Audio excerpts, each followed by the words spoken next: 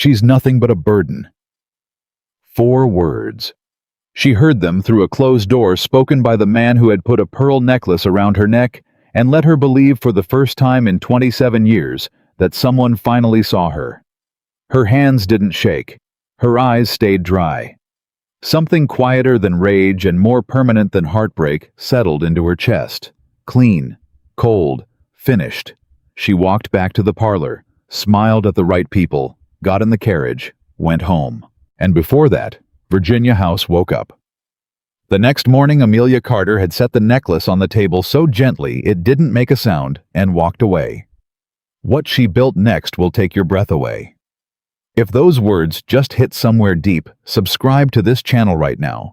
Follow this story to the very end, and drop a comment telling me what city you're watching from. I want to see how far Amelia's story travels.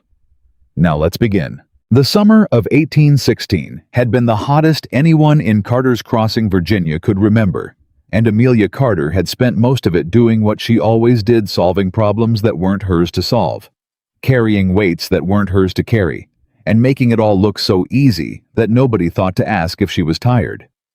She was 27 years old. She had her mother's hands capable, quick, with the particular roughness of someone who worked, rather than just supervised work, and her father's eyes, which people described as serious, but which were really just honest. The kind of eyes that looked at a situation and saw it plainly, without the softening that most people applied to things they didn't want to deal with directly. She was not beautiful in the way that Virginia society in 1816 defined beautiful. She was not fragile, not decorative, not the kind of woman men wrote verses about. She was the kind of woman men came to at harvest time, when the accounts didn't balance, the kind of woman neighbors knocked on the door for when a dispute needed settling, the kind of woman her own father had relied on so completely for so long that he had stopped noticing she was a person and had begun treating her as a resource. She had accepted this. That was the honest truth she had been living with for 10 years, not bitterly, not with the theatrical resignation of someone performing their own martyrdom, but with the quiet, practical acceptance of a woman who had looked at her circumstances and decided that useful was better than useless, that capable was better than helpless, and that dignity came from doing a thing well even when nobody thanked you for it. Her mother had taught her that. Eleanor Carter had died 8 years ago of a fever that should not have been fatal, but was because the doctor's visit was delayed by a financial argument that Amelia still did not understand fully and had never been told the details of. Eleanor had been 39 years old. She had spent those 39 years being exactly what Amelia had become, the person who held everything together from the inside, invisible as the bones of a house only noticed when something broke. Before she died, Eleanor had pressed both of Amelia's hands between hers and said, "You are not what people do with you, Amelia. Remember that. What people do with you is their decision. What you are is yours." Amelia had been 19. She had not fully understood it then. She was beginning to understand it now, standing in the hallway of Thomas Whitmore's estate, with the sound of his voice still hanging in the air like smoke. But we are getting ahead of ourselves. The evening had begun. The way most evenings at the Whitmore estate began, with the particular careful performance of Virginia's summer society, where everything was beautiful, and everything was managed, and everything meant something other than what it appeared to mean on the surface. Thomas Whitmore hosted gatherings the way he managed everything in his life, with considerable skill and no warmth. He was 34 years old, the owner of one of the most prosperous plantations in the county, with the kind of face that had probably been handsome at 25 and had since settled into something more authoritative than attractive. He was respected. He was admired. He was, Amelia had come to understand over the 18 months of their acquaintance, very good at making people feel seen without actually seeing them. She had not understood that about him for a long time. She had understood almost everything else. She had understood within 3 months of meeting him that his east fields were being overplanted and would exhaust the soil within 2 seasons if the rotation schedule wasn't adjusted. She had told him so directly, and he had listened and changed the schedule, and the yield the following year had been the best in 5 years. She had understood that his household accounts had a structural error in the way the quarterly merchant debts were recorded, and she had found it and corrected it and saved him $200 in overpayments that would have gone unnoticed until they became a crisis. She had understood his business, his property, his management problems, and his household. She had understood all of it with the same clear, useful intelligence she brought to everything. She had not understood until tonight that she was the only thing about her that Thomas Whitmore had ever actually noticed. No. The gathering was the usual assembly, 12 families from the surrounding county, the kind of people who had known each other their whole lives and managed their relationships with the careful precision of people who understood they would continue knowing each other for the rest of them. The women wore their summer best, and the men wore their formal coats despite the heat, and everyone said the right things to each other and admired the right things about each other's houses and children and horses. Amelia had worn her mother's blue dress. It was 7 years old and had been let out twice and taken in once, and it fit her well, but it was not new. And she was aware in the peripheral way, she was aware of most things that several women had noticed and formed opinions. She had not cared. She had been watching Thomas, not with the possessive attention of a woman guarding what she considered hers. She was not that kind of woman, and the quiet pearl necklace he had given her 3 months ago, when he'd made his intentions clear, did not make her feel possessed of anything. She had been watching him with the particular quality of attention she brought to everything important, which was comprehensive and slightly detached, the way you watched something you wanted to understand. She had been trying for 18 months to understand Thomas Whitmore. Tonight, she finally did.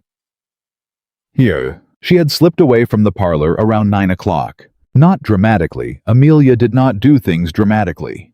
She had excused herself quietly from a conversation with Mrs. Bellingham about the difficulties of finding reliable laundry staff, and had gone looking for the small side room where she had seen a footman place her traveling shawl earlier in the evening.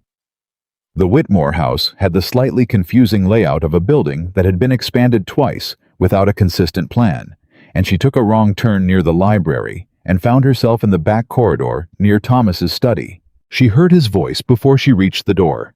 She was not eavesdropping.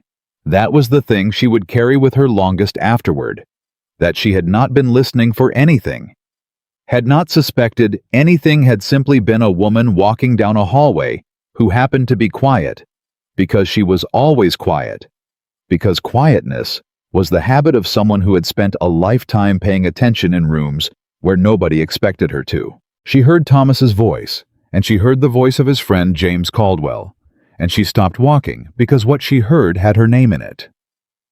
Carter girl seems well settled into the role, James was saying. Your mother approves. My mother approves of the management value, Thomas said. His voice was the comfortable, unguarded voice of a man among men, behind a closed door with no audience. Amelia runs a household the way some women run prayer circles. Without her input, I'd have lost $200 to Harwick's merchant errors alone. High praise, James said, and there was something in his tone that might have been amusement. And beyond the management value, a pause. Not a long pause, just the pause of a man arranging his words. She understands responsibility, Thomas said. She won't make demands. She knows how to manage difficulty without requiring management herself. Sounds like a business arrangement, James said. Most marriages are, Thomas said, and then he said the sentence, the one that went through Amelia the way cold water went through a cloth, complete total, leaving nothing untouched. She is useful, James, useful and grateful and not likely to cause trouble. She's nothing but a burden I would have to carry, but at least she's a productive one. Better a useful burden than a pretty liability. There was a sound that might have been James laughing. Amelia did not hear the rest. She was already walking back down the corridor. She walked back to the parlor. She accepted a glass of punch from the footman. She stood beside Mrs. Harwick and listened to the woman describe her daughter's new piano with the appropriate expressions of interest. She thanked the cook for the lemon cake when it was offered. She said good evening to the Bellinghams and the Caldwells. James Caldwell, who had just heard her described as a productive burden, who shook her hand and said, Miss Carter, lovely evening. with the smooth performance of a man who had already filed the conversation away as unimportant. And she thanked Thomas for his hospitality when he appeared beside her at 10 o'clock to see the guests to their carriages. She looked at him directly when she thanked him. He smiled. He had a good smile. She had thought so for 18 months. She understood now what the smile was for. It was a management tool deployed to produce the desired effect in the people around him. It had produced the desired effect in her for a year and a half. It did not produce anything now. "I'll see you Thursday," he said. "My mother would like to discuss the autumn household arrangements." "Of course," she said. She got in the carriage. She went home. She did not sleep that night. Not because she was crying, she didn't cry, which surprised her slightly. She had expected to cry, and had prepared herself for it, with the practical efficiency she brought to unpleasant necessities, the way you prepared for a difficult conversation or a hard winter. She had taken the necklace off in the carriage and put it in her coat pocket and told herself, "When you get home, you will cry, and then you will sleep, and then you will think." But the crying didn't come. What came instead was something clearer and colder, and she would later understand far more useful. She sat at her mother's old writing desk in the small room at the back of the Carter farmhouse that had always been hers, with the necklace on the desk in front of her, and the night sounds of a Virginia summer coming through the window, and she thought. She thought about Thomas's voice in that corridor. Not the words specifically, she had already done the specific processing in the carriage, and it was finished. The meaning had landed and settled, and she was not going to return to it more than necessary. She thought about the quality of his voice, the ease of it, the complete absence of any awareness that what he was saying was wrong or unkind, or even particularly notable. He had said it the way people said things that were simply true to them, without shame, without cruelty, without any of the self-consciousness that would have indicated he knew it was the kind of thing you weren't supposed to say. He had not been being cruel, that was the thing. He had been being honest. And his honesty about what she was to him was the most useful thing he had ever given her. More useful than the necklace or the attention, or the 18 months of being looked at as if she mattered because it told her exactly where she stood, and she was a woman who had always worked better when she knew exactly where she stood. She was useful. She was not loved. She was not seen, not really, not in the way that her mother had meant when she pressed her hands and told her that what she was belonged to her. She was seen the way a good tool was seen, with appreciation for its function and no interest in anything beyond it. She had been here before. She had been here in this exact position her whole life. The only difference was that for 18 months she had allowed herself to believe it was different. And that belief, the specific warmth of it, the way it had felt to think, "Finally, someone sees me. Finally, it is different this time," that was the thing she needed to be done with. She reached out and picked up the necklace. She held it in her palm for a moment. Then she set it down on the desk carefully so it didn't make a sound, and she did the thing that would become the most important decision of her life. She started to plan. By the time the first gray light of a Virginia summer morning came through the window, she had done 3 things. She had written a letter. She had packed a single bag. Not everything she owned, just what she needed. The things that were specifically hers and no one else's. Her mother's sewing kit. The small leather account book she had kept for 4 years. The essays her father had given her that her father did not know she had read completely and retained entirely. A change of clothes. Her mother's Bible, which she had not opened in 2 years, but which she was not going to leave. And she had made a decision. The letter was short. "Thomas, I am returning the necklace which I have left on the table. I wish you well in the management of your household and estate. You are well equipped for it. I am leaving Carter's Crossing. Please do not concern yourself on my account. I am not a burden. Amelia Carter. She had considered and rejected several other versions. The first version had been longer and had explained what she had heard and why it had mattered. She had thrown that one away because explaining herself to Thomas Whitmore was not something she was going to do. He had not asked for her explanation when he called her a burden. She was not going to provide one now. The second version had been shorter and had said only her name. She had thrown that away too because she was a woman who said what she meant, and what she meant was contained in the sentence, "I am not a burden," and she wanted that sentence to exist somewhere in the world, even if only one person read it. She left the letter and the necklace on the Carter family's kitchen table. She wrote a separate note for her father, briefer, less explaining, indicating that she was going to her mother's property in Kentucky and would write when she arrived. She did not write a note for her sister Charlotte, who was 19, and lovely and dependent in ways that had always made Amelia feel simultaneously protective and quietly terribly lonely. Then she picked up her bag, walked out the front door of the house she had managed for 10 years, and set off down the road toward the county's western edge before the sun was fully up. She had walked about 2 miles when she heard the horse. She did not turn around. She kept walking at the same pace, the efficient ground-covering pace of a woman who had places to be and had decided not to waste energy hurrying or dawdling. The sound of the horse grew closer and then stopped beside her, and she turned. It was not Thomas. It was Samuel Reed. She knew him by sight. Everyone in Carter's Crossing knew everyone by sight. The county was not large.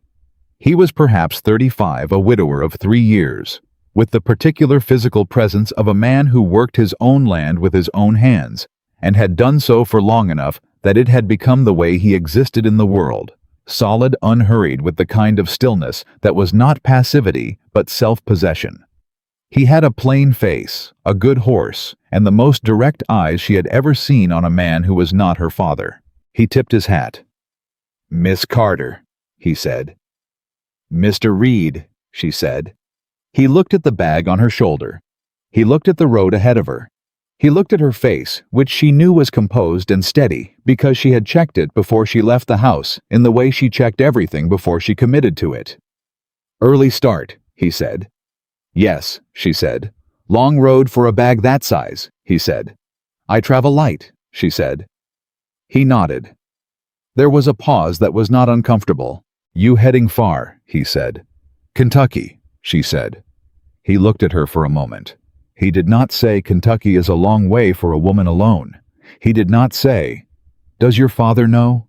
He did not say, "What about Thomas Whitmore?"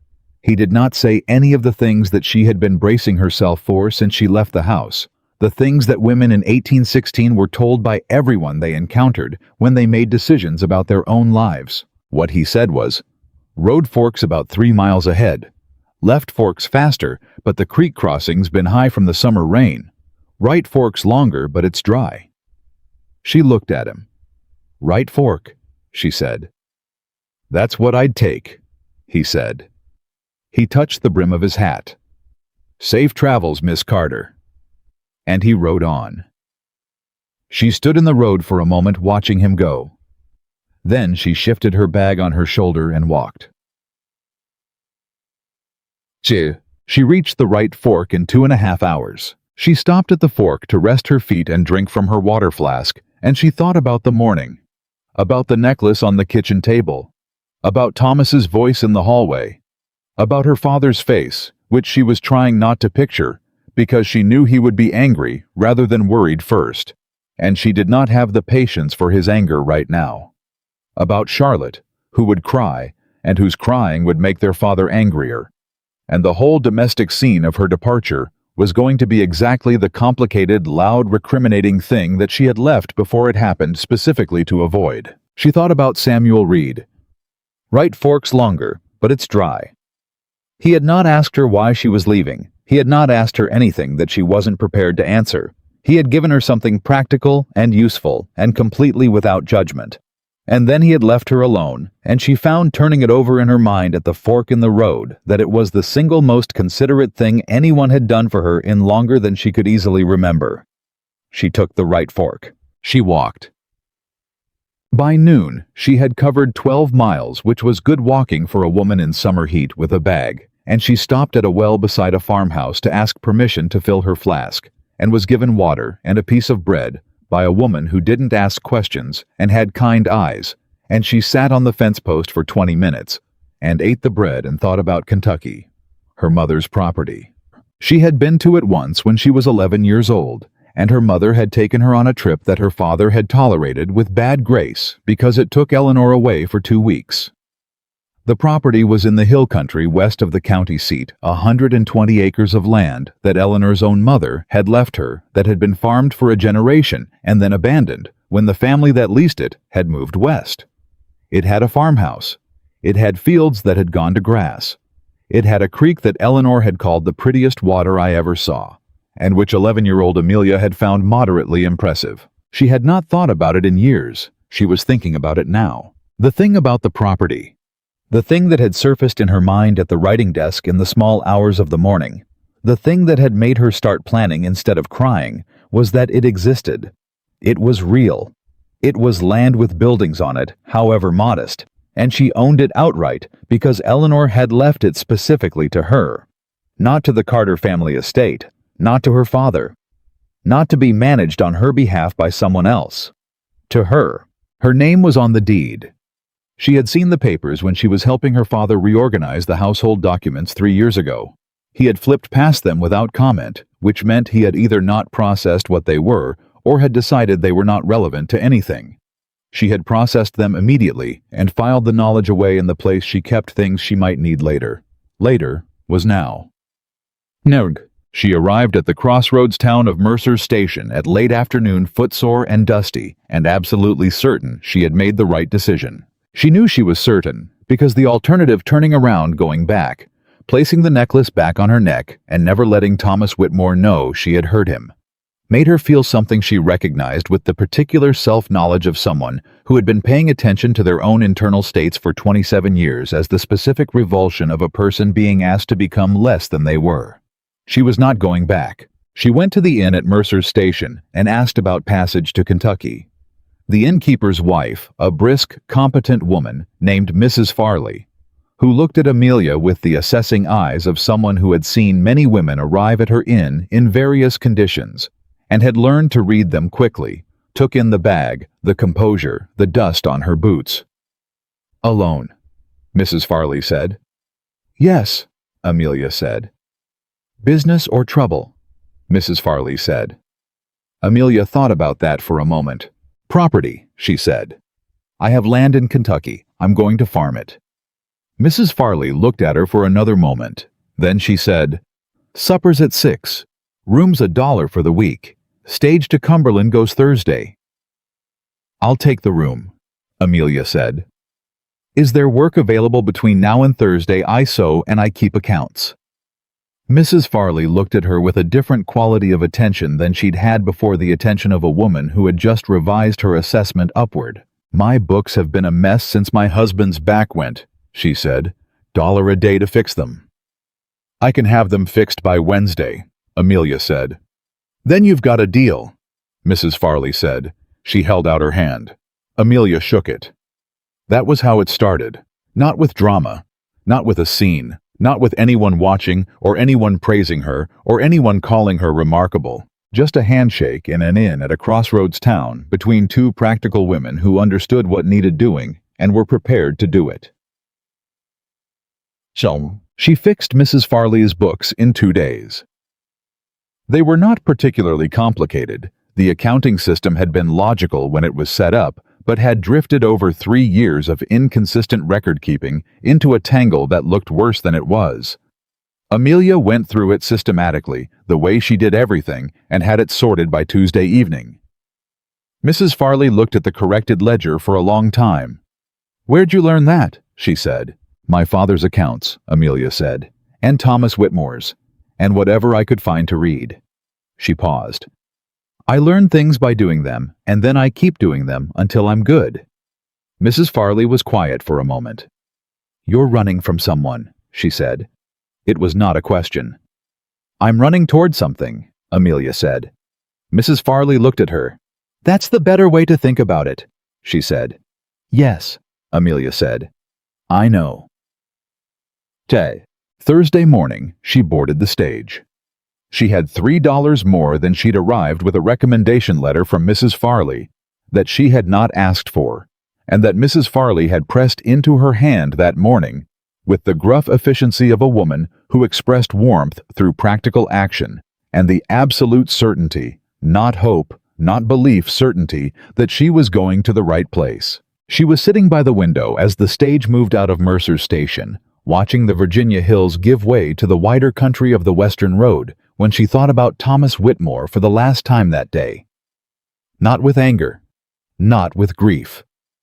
She had processed both of those in the 2 days she'd spent at Mrs. Farley's quietly in the evenings, in the way she processed everything that mattered thoroughly and privately, and without involving anyone else. She thought about him with a clarity that felt, if she was being honest, like gratitude. Not gratitude that he had said what he said. Not the kind of gratitude that came from being treated well. The other kind, the specific, peculiar gratitude you felt for something that hurt you into a better direction. He had called her a burden, and she had heard it. And because she had heard it, she was on a stage to Kentucky with a deed to 120 acres and $1 a day at accounting, and a letter of recommendation from a woman she had known for 5 days, and she was more fully herself than she had been in 10 years. She looked out the window. She thought, "Thank you, Thomas. You were the most useful thing you ever were to me." Then she stopped thinking about Thomas Whitmore entirely, because there was a great deal more worth thinking about, and he had already taken enough of her time. What Amelia did not know, sitting in that stage on a Thursday morning in the summer of 1816, was that she had been seen. Not by Thomas. Not by her father. Not by any of the people who had been using her careful, competent hands for years and calling it love. By Samuel Reed, who had seen her walking down the road at first light with a bag on her shoulder and the particular posture of a woman who had made a decision and was done reconsidering it, and who had given her the information about the creek crossing and tipped his hat and ridden on, and who had thought about her on and off for the rest of that day in the way you thought about something that had clarified something you hadn't known needed clarifying. He had not followed her.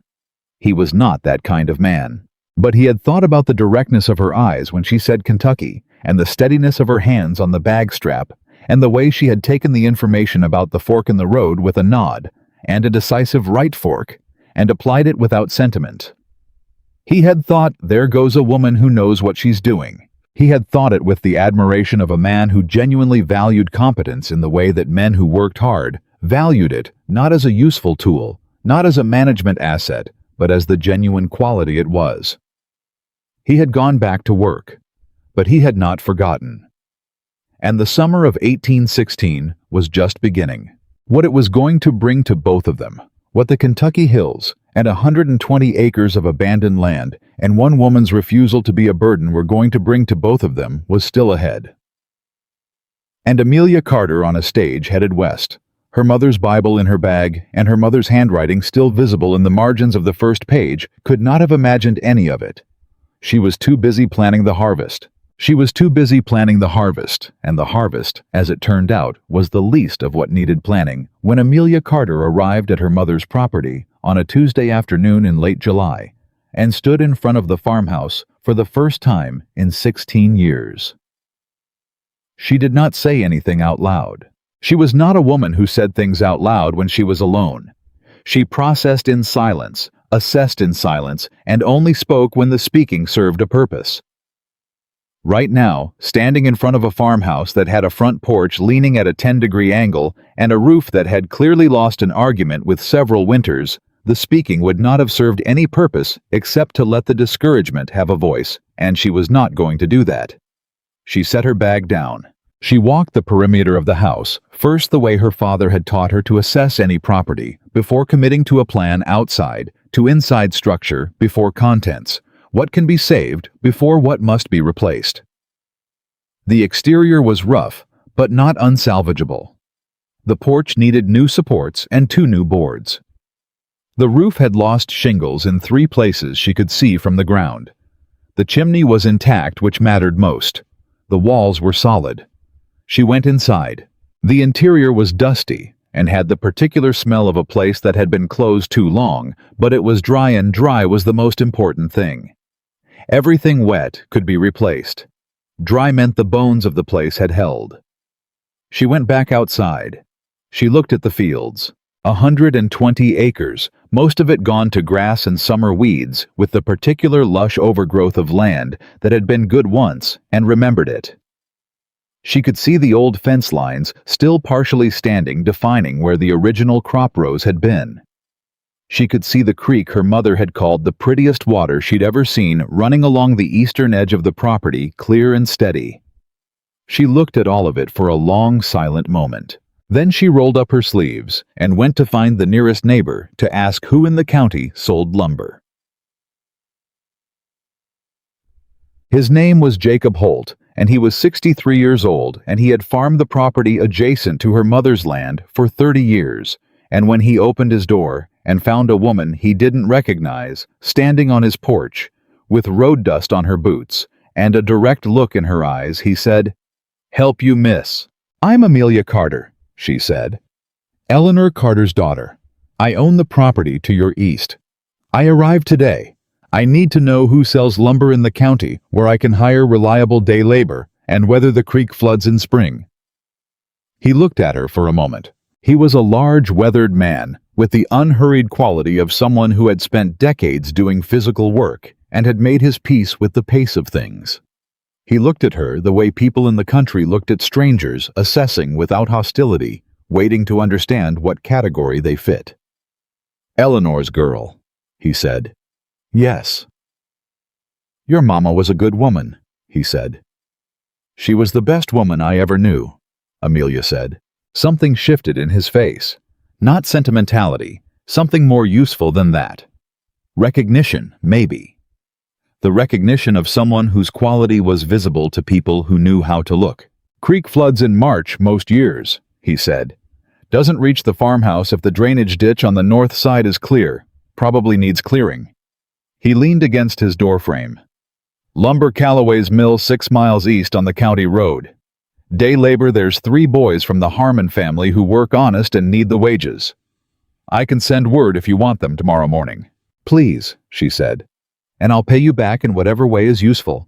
I keep accounts, and I'm a capable seamstress." He looked at her for another moment.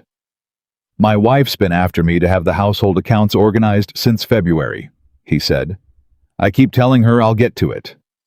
"I'll have them organized in a day," Amelia said. He almost smiled. "Tomorrow morning, then," he said. "I'll send the Harmon boys." "Thank you, Mr. Holt." "Jacob," he said. "We don't stand on ceremony out here." "Amelia," she said. "Neither do I." The Harmon boys arrived at 7 the next morning. 3 brothers, ages 16, 19, and 22, with the particular combination of physical capability and social uncertainty that young men had when they weren't sure what was expected of them.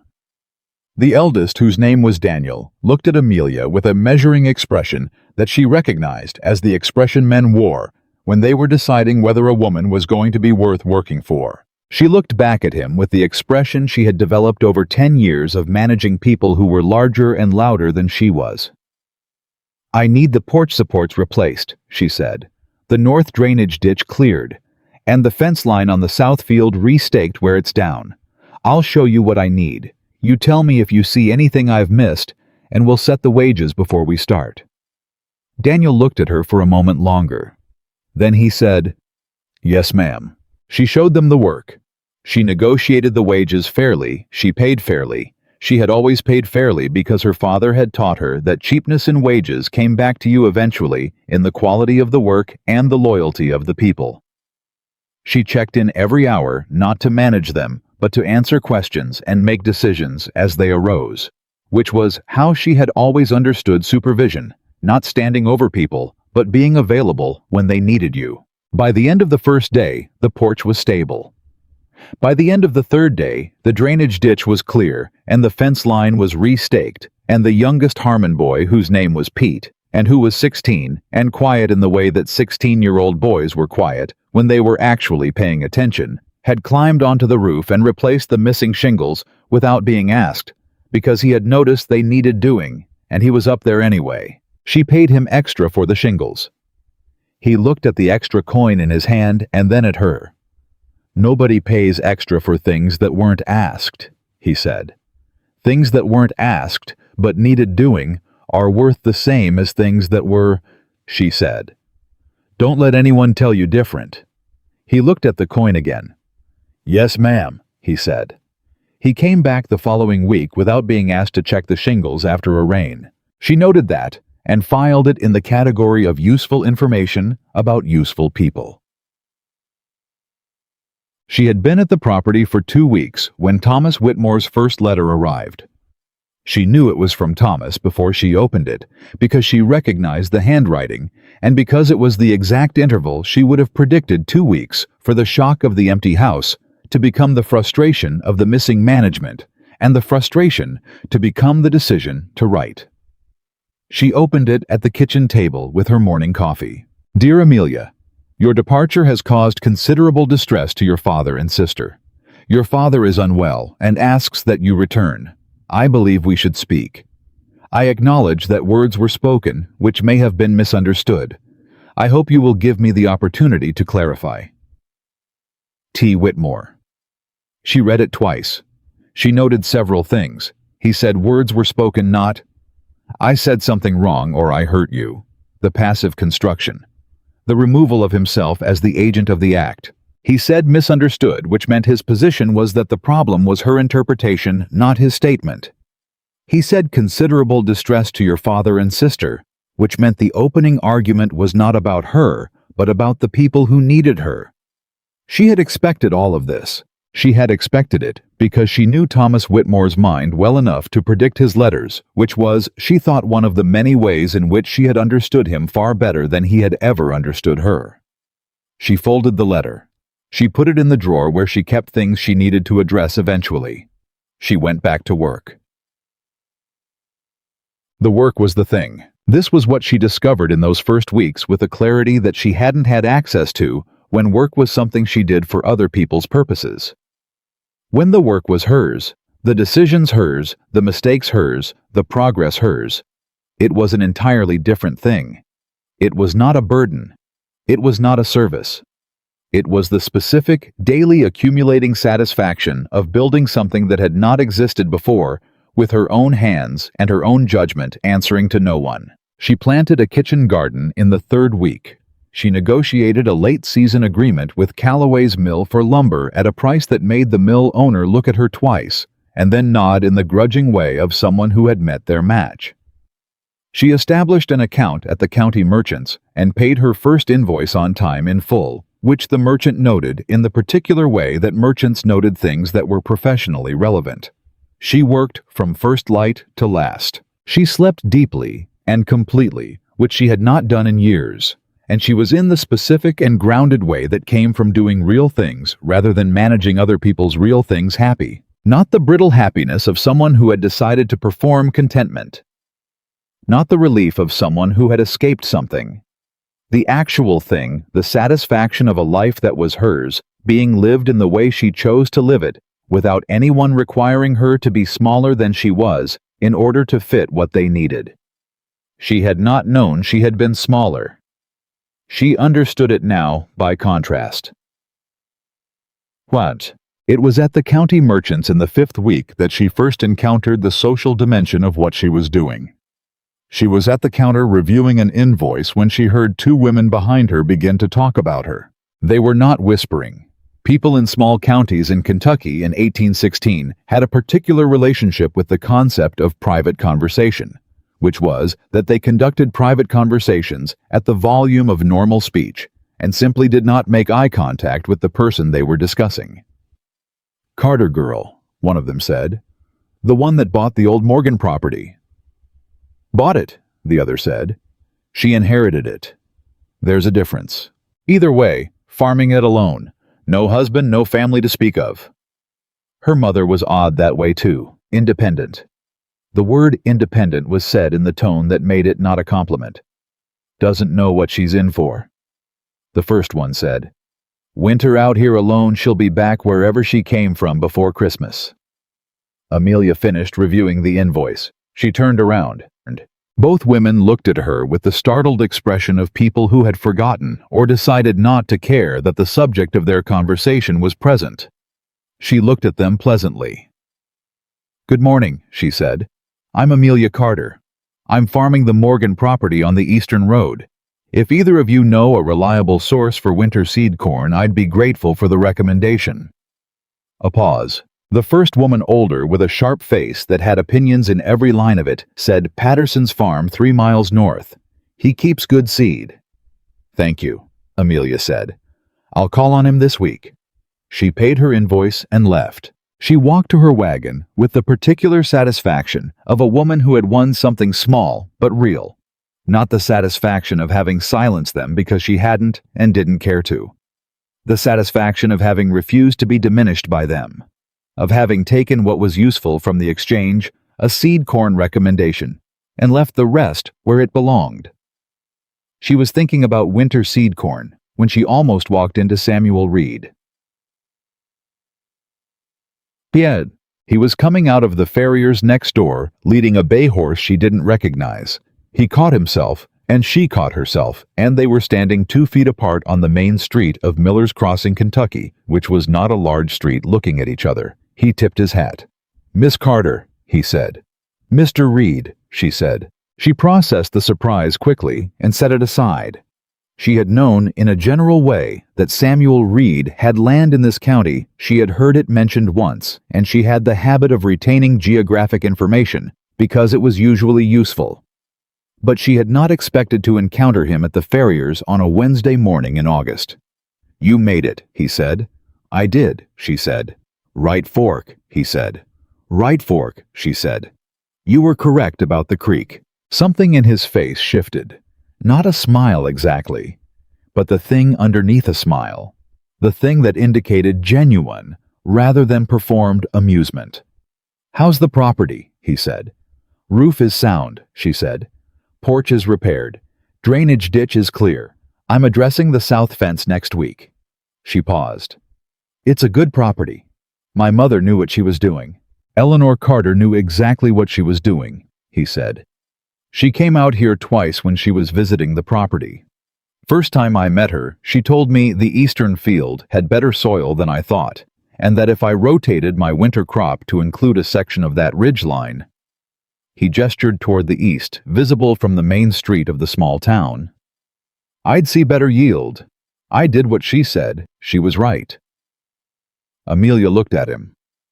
"She was usually right," she said. "Yes," he said. "She was." He looked at his horse and then back at her. "I've got a mare that's been favoring her left foreleg. Harmon's boys tell me you've been using them for work. If you're looking to expand the labor agreement, I've got some fencing work I could send their way, and it would keep them in the county through fall." She looked at him. She understood the structure of what he was offering. Not charity, not interference. A practical arrangement that benefited 3 parties and had the additional effect of keeping reliable workers available in the county through the season when she would need them for the harvest.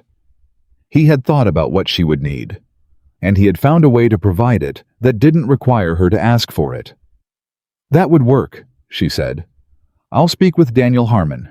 "Good." He touched the brim of his hat. "I'll likely see you at the Patterson farm. I buy seed corn there too." "Patterson's," she said. "I'm going Thursday." "I'm going Friday," he said. He said it the way he said everything, plainly, without subtext, just information. "Patterson's wife makes good coffee if you arrive before 8. She looked at him. "Before 8, she said. "Yes, ma'am." He led his horse toward the farrier's entrance. She stood on the street for a moment. She was not thinking about Thomas Whitmore.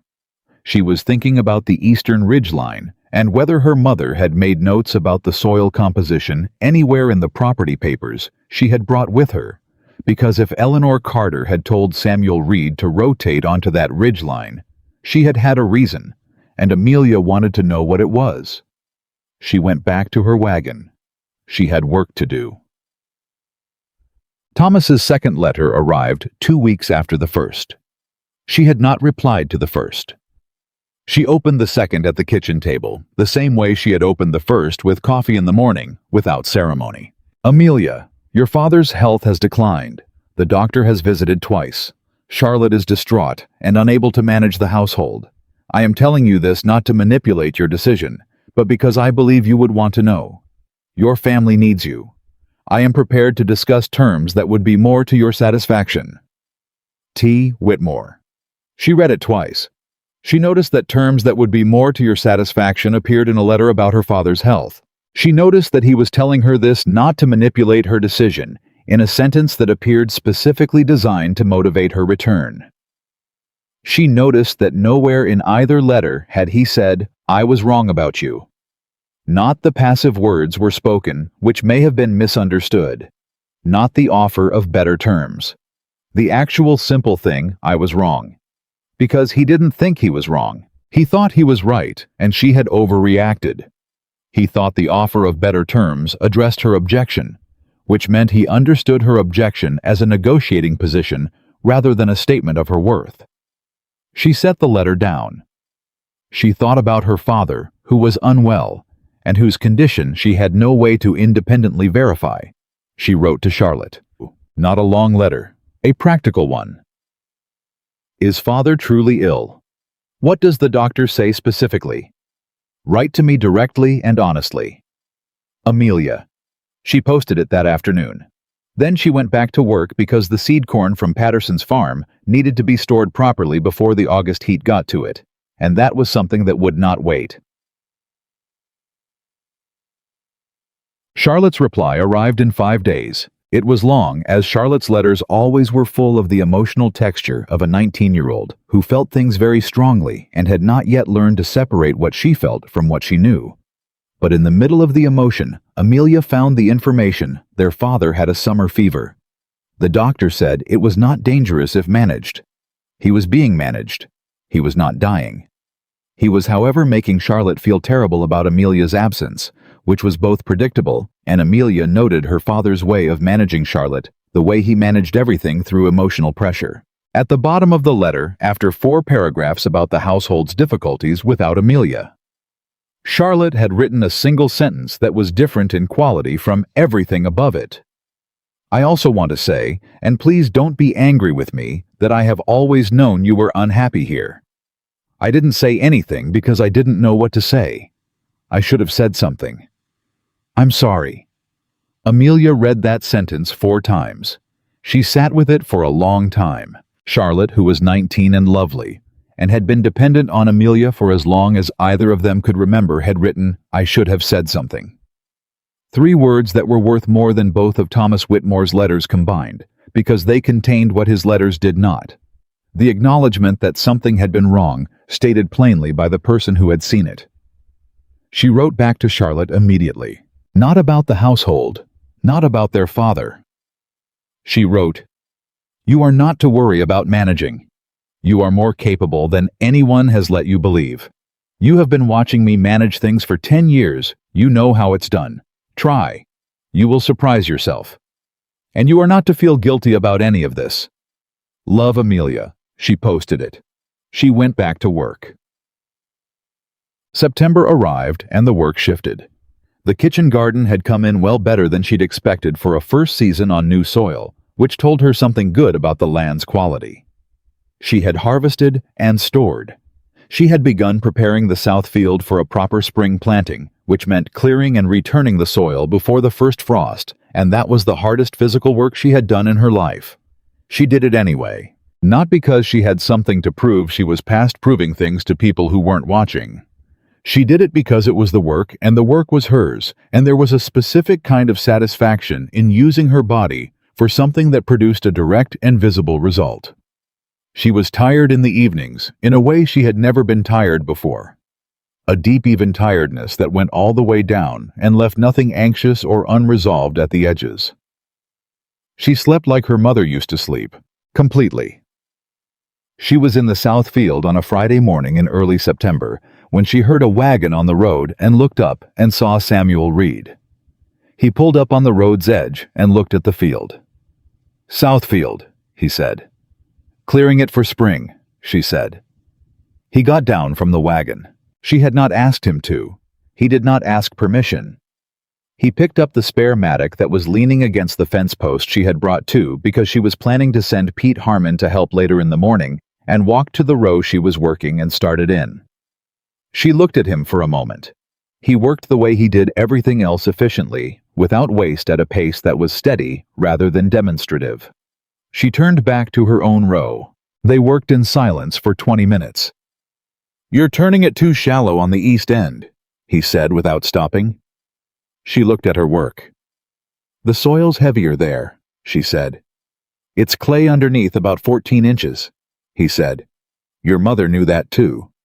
If you turn shallow, the clay stays right under the growing layer and the water doesn't drain properly. You'll get root rot in anything that needs dry feet." She looked at the east end of the row. "How deep?" she said. 18 inches at least, he said. "I know it's harder work." "I'm not afraid of harder work," she said. "No," he said. "I didn't think you were." She adjusted her depth. They worked for another hour. At the end of the hour, he set the mattock back against the fence post and wiped his hands and said, "I'm heading to the mill. You need anything from Callaway?" "Hinges," she said. "The barn door hinges are going, 4-inch strap hinges if he has them." He nodded. "I'll bring them on my way back." He got in his wagon. He drove away. She looked at the south field, which was turning into something that was going to be good growing land. And she thought about a man who had worked a row in her field without being asked, and corrected her technique without condescension, and driven off to get her hinges without making it a larger gesture than it was. She had known men who helped in order to be thanked. She had known men who helped in order to be owed something. She had known men who helped because it gave them authority over the person they helped. She was beginning to understand that Samuel Reed helped the way her mother had helped because there was a thing that needed doing, and he was there to do it. She turned back to the row. 18 inches. She worked harder. The third letter from Thomas arrived on a Tuesday. She had been expecting it. The interval between letters had been shortening, which meant the situation in Virginia was becoming more urgent in his mind. And when situations became urgent to Thomas Whitmore, he escalated. She opened it. "Amelia, I have been advised that the property you are occupying was left to you in your mother's name, and that you have full legal right to it. I am not disputing this. However, I believe you are making a serious error in judgment by managing it alone.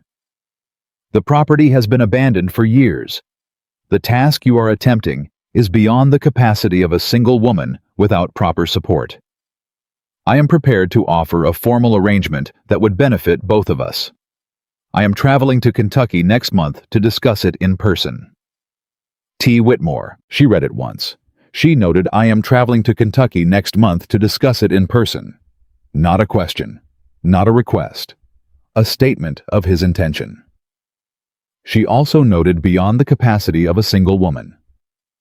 She sat for a moment with that phrase. Then she picked up her pen. She wrote the first reply she had sent to Thomas Whitmore since leaving Virginia. It was 3 sentences. "Thomas, you should not make the journey. The property is progressing well, and no arrangement is needed or wanted. I wish you the best in Virginia. Amelia Carter." She signed it with her full name. Not Amelia, not A. Her full name, the way you signed a business correspondence. She posted it. She went to Jacob Holt's farm and organized his accounts, which she had promised, and which took her most of the afternoon, and she came home to a fire she'd banked that morning and a kitchen that was hers, and supper that she made herself from things she'd grown herself, and she ate in complete, total, undefended quiet. She was happy. She was angry. She was both at the same time, and she let them exist together because her mother had told her once that you didn't have to choose between your feelings, that they were not competing candidates for a single position, but different kinds of information about the same situation, and that a wise woman used all of them. She used them both. The happiness told her she was in the right place. The anger told her something was coming that was going to require her to stand her ground. She had never yet stood her ground and lost. She had no intention of starting. Samuel brought the hinges that evening. He knocked at the door. He always knocked, she had noticed, never called out from the yard the way some of the other men in the county did, as if a woman living alone ought to always be visible from outside, and she opened it, and he held out 4 strap hinges in good iron. "Callaway had them," he said. Said to tell you he'll have your window glass order ready by end of the week." "Thank you," she said. She took the hinges. "What do I owe you?" 12 cents, he said. She got 12 cents and handed it to him. He took it without the performance of refusing it that some men did, which she appreciated. He was not the kind of man who turned every exchange into a negotiation over whether she was allowed to pay her own way. He was about to turn and go when she said, "Thomas Whitmore is coming to Kentucky next month." He turned back. He looked at her with those direct eyes that didn't editorialize. "That man from Virginia," he said, not a question. "The man I was engaged to," she said. She said it plainly. She was not going to have information he didn't have that was relevant to a situation she might need help navigating. "He has decided he wants to discuss an arrangement. I have written to tell him not to come. He will come anyway." Samuel was quiet for a moment. "What do you want to happen when he does?" he said. She looked at him. It was the right question. Not "what do you need?" or "how can I help?" questions that implied she was in a position of needing and he was in a position of providing. Just, "what do you want to happen?" The recognition that she was the agent of her own situation and he was asking what her plan was. "I want him to leave," she said, without a scene and without a negotiation. "I want him to see that there is nothing here for him to manage or arrange or rescue, and I want him to go back to Virginia and manage his own household without my assistance." Samuel nodded slowly. "And if he doesn't?" he said. "Then I'll handle it," she said. "Yes," he said. "I expect you will." He was quiet for a moment. "I'll be around if it comes to needing a witness." She looked at him. "A witness," she said. "Sometimes," he said, "men who've decided a woman needs rescuing are more easily redirected when there's another man present. Not because the other man has any authority over the situation, just because it changes the calculation." She understood exactly what he was saying and why he was saying it in those specific terms. Changes the calculation, not, "I'll protect you," not, "you need a man there." He was offering himself as a strategic resource in the specific and limited way that was actually useful. "If he arrives and won't leave when I ask," she said, "I'll send Pete Harmon with a message." "I'll come," he said. He touched his hat. He left. She stood at the door for a moment after his wagon had disappeared down the road. She thought about what it felt like to tell someone the true situation and have them respond to the true situation rather than to their idea of what the situation meant about her. She thought, "This is what my mother meant." What she meant was the note she had read again last week in the margins of the Bible, a line Amelia Carter had written in the small, neat hand she used for important things beside a passage about wisdom. "The right people make you larger. The wrong ones make you smaller. Learn the difference early." She had not learned it early. She was learning it now, and the summer was ending, and the fall was coming, and Thomas Whitmore was on his way, and the south field was half turned, and the hinges were in her hand. And there was a man she was beginning to understand was the right kind of man, and she was 27 years old, and more fully herself than she had ever been, and whatever was coming, she was ready. She went inside. She hung the hinges on their nail. She went to bed. She slept like her mother. She slept like her mother, and she woke the next morning to the sound of Pete Harmon hammering the new barn door hinges into place before she'd even put the coffee on, because Pete had developed the habit of arriving early and finding things to do without being asked, which was the highest form of reliable help she had encountered since arriving in Kentucky. She stood at the kitchen window with her coffee and watched him work. He was 16 and growing fast, and had the particular focused quality of a young person who had found something they were good at and was quietly building themselves around it. She had watched him shift over the past 2 months from uncertain boy to something steadier, something more sure of his own hands. And she understood that what had changed was not him, but the conditions around him. He had been given real work that mattered, and someone who paid him honestly and told him when he did something right, and those 3 things she had observed were enough to change a person. She thought about what it meant that she had learned that by watching someone else. She had not been given real work that mattered until she took it for herself. She put that thought away. There were things to do. Thomas Whitmore arrived on a Thursday in the third week of September. He came in a hired carriage that was too large for the county road and arrived at the farm at 11 in the morning when Amelia was in the south field with Daniel Harmon going over the final stretch of the turning. She heard the carriage on the road and stood up and looked, and she recognized him at a quarter-mile distance by the way he sat, straight-backed, slightly formal. The posture of a man who did not adjust himself to circumstances, but expected circumstances to adjust to him. She set her mattock against the fence post. She said to Daniel, "Keep going on the east row. I'll be back." He glanced at the carriage and then at her, and said nothing, which was one of the things she valued about Daniel Harmon. She walked to the farmhouse at her normal pace. Not hurrying, not dawdling. Her own pace, which had always been the pace she chose, rather than the pace of accommodation, and which she had been reclaiming, she realized every day for the past 2 months.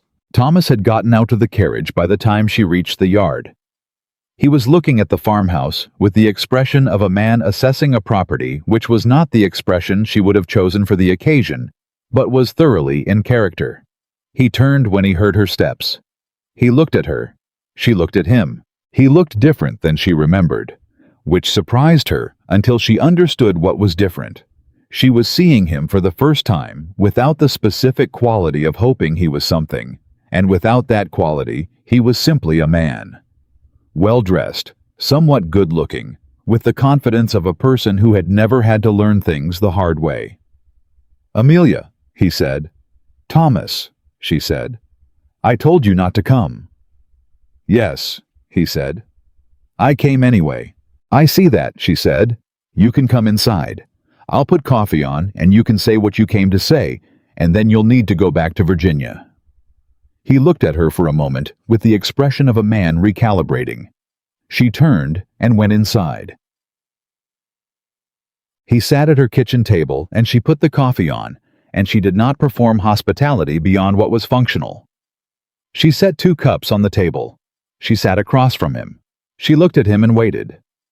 He looked around the kitchen. "You've done work here," he said. "Yes," she said. "More than I expected," he said, and there was something in his voice that was genuine surprise, which told her that despite everything, he had come here still carrying the belief that she would not have managed. "Thomas," she said, "say what you came to say." He looked at her directly. "I made an error," he said. She waited. "The words James and I—" He stopped. Restarted. "What I said about you. To James. I did not intend for you to hear it." "I know," she said. "That's the relevant part." He looked at her with genuine confusion. "I beg your pardon?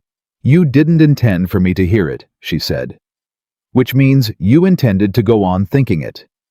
You intended to marry a woman you thought of as a productive burden while letting her believe she was valued." She said it without heat, just as the accurate description of the situation. "You're not here to apologize for the thought, Thomas. You're here to apologize for getting caught." He was quiet for a long moment. She watched him work through it, the specific discomfort of a man who had prepared a conciliation speech and was now finding that the terrain had shifted under him. He had expected she understood something closer to the Amelia of Virginia, the one who managed things quietly and accepted what was given to her and did not name the structure of what was happening directly. That Amelia had walked out of Carter's Crossing at first light in July. "You've changed," he said. "I haven't changed," she said. "I've stopped pretending." He put his hands flat on the table. It was a gesture she recognized from business negotiations, the gesture of a man resetting. "All right," he said. "Then I'll speak plainly as well. My estate has not run as well without your input. Several decisions I made this summer have not been to my benefit. Your father's health, while not critical, has declined, and your sister—" "Charlotte wrote to me," Amelia said. She is managing better than she believes and better than you are giving her credit for." He stopped. "You've been corresponding with Charlotte," he said. "She's my sister," Amelia said. "Yes." He absorbed this. What has she told you? Enough, Amelia said. She looked at him steadily. Thomas, your estate is struggling without me because you relied on my judgment without valuing it. That is a management problem. Charlotte is learning to manage the household because she has to, and discovering she is capable of it. That is what happens when you stop doing things for people who are capable of doing them. My father is unwell because it is September, and he is 61, and he has never managed his own health properly, and that is not my responsibility to fix. She paused. None of these things are reasons to come back. They are reasons the situation in Virginia is the way it is. He looked at her for a long moment. Something moved in his face, not the managed expression she was used to from him, but something less controlled, something she had rarely seen on his face, which was actual feeling. He was frustrated. Not with her, or not only with her. With himself. With the situation. With the fact that he had come here expecting to negotiate, and she was not negotiating. What would it take, he said. For what, she said. For you to come back, he said. She looked at him. She had prepared for this question. She had known it was coming since the first letter, and she had sat with it on several evenings and given it the full consideration it deserved because she was not a woman who made decisions based on feeling alone. She had considered the genuine arguments, her father's health, Charlotte's situation, the estate she had managed for 10 years, the history of it, the weight of it. And then she had made her decision, and she had held it. There is nothing, she said. There are no terms, Thomas. This isn't a negotiation. He stared at her. Amelia, you asked if you respected me when I had nothing. Why should you believe you do now? She stopped, corrected herself. That's the question I should have asked you in July. Let me ask it now. She looked at him directly. When I had nothing that benefited you, when I was simply a person without the management skills, without the estate knowledge, without the usefulness, did you see me? A long silence. It was the most honest silence she had gotten from him. No, he said. Then you don't have what is required, she said, and I am done waiting for it. He sat with that. She let him sit with it. Outside, she could hear Pete Harmon's hammer against the barn door, rhythmic, unhurried, the sound of work that was going somewhere. You could have told me, Thomas said. His voice was different now. Something had gone out of it, the negotiating quality, the management quality. What was left was something rawer and more honest than she had heard from him in 18 months. If you were unhappy, if it wasn't what you wanted. She looked at him. I tried, she said. In the way available to me. I was direct about what I needed in your household. I was direct about the business decisions. I was direct every time I had something to say. She paused. But I never told you I was unhappy because I had convinced myself I wasn't. I had convinced myself that being useful and being valued were the same thing. She stopped. They're not. He looked at her. No, he said quietly. They're not. It was the most honest thing he had said to her. And because she was Amelia Carter, and she believed in giving people full credit for what they actually offered, she received it without dismissing it. I know, she said. And I'm not angry about it anymore. I was angry in July. I worked through it. She picked up her coffee cup. But understanding what went wrong doesn't change what needs to happen next, Thomas. You need to go back to Virginia and learn to manage your own estate. And Charlotte needs to manage your household, and that is actually better for everyone than the arrangement we had. He was quiet for a long time. Then he said, There's someone else. She looked at him. It was not a question. It was an observation, tentative testing the observation of a man who had been watching her face and reading something in it. That's not what this is about, she said. Maybe not, he said. But there is. She did not confirm it. She did not deny it. She said, This is about me. It has always been about me. He looked at the kitchen, at the coffee cups, at the window where the sound of hammering came through. You're not coming back, he said. No, she said. He nodded slowly. He stood. He picked up his hat. He looked at her one last time, and she held his gaze without softness and without cruelty, just with the plain honesty that had always been her way, and he said, "For what it's worth, I did see you. I just didn't know what to do with what I saw." She looked at him. "I know," she said. That was the problem. He went out the door. She heard the carriage. She heard it go. She sat at the kitchen table, in her kitchen, in her farmhouse, on her land, and she breathed once slowly, and let the last weight of Thomas Whitmore settle somewhere finished and behind her. Then she put on her coat and went back to the south field.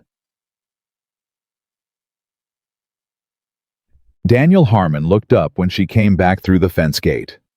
"He gone," he said. "He's gone," she said. Daniel nodded. He handed her the mattock. They worked until the light went. 3 days after Thomas left, Amelia found the letters. She had not been looking for them.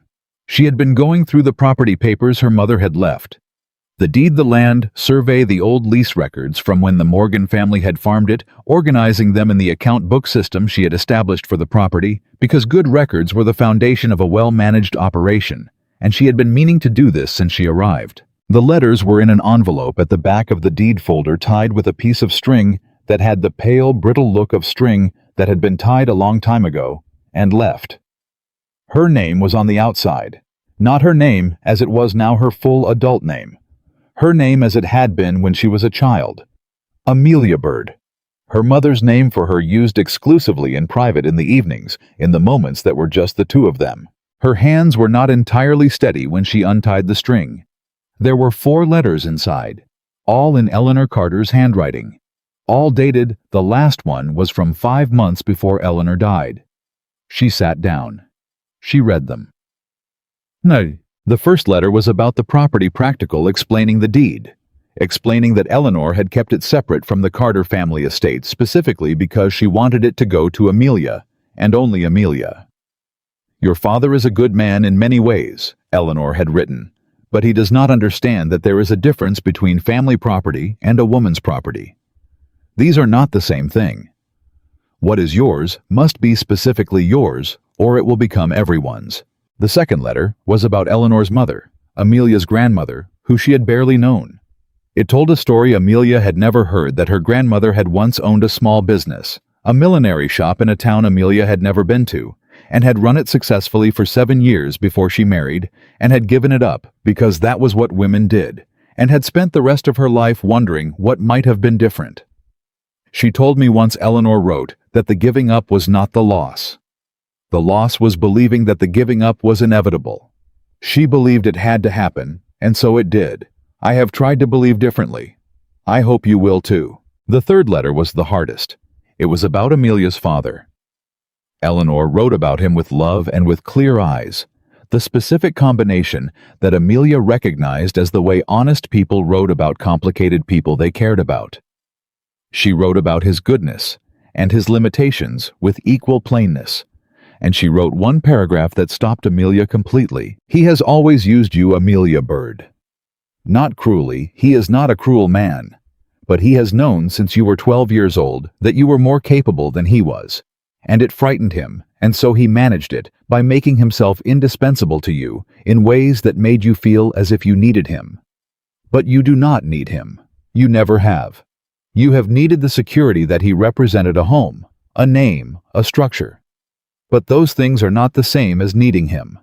And now you have your own home, your own name, and the structure you build will be better than the one he built, because you will build it with your eyes open." She had to put the letter down for a moment. She sat in the particular quality of shock that came not from surprise, but from recognition.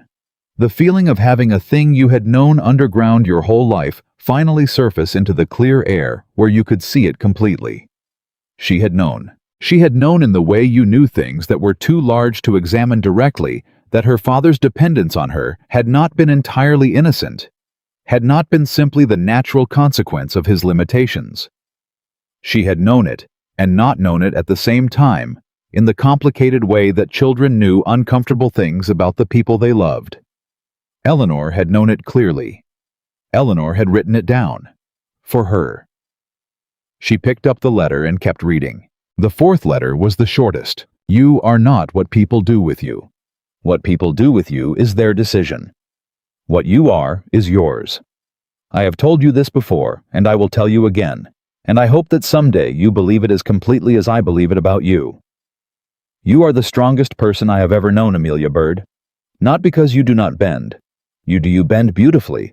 You have your father's grace in difficulty. But you always come back. You always come back to yourself. That is the rare thing. Most people lose themselves and do not find the way back. You have never stayed lost for long. I trust you with this land and this life because I know you will not waste either of them. Take care of yourself first. Everything else will follow. With all my love, always. Mama. Amelia sat at the kitchen table for a long time. The coffee had gone cold.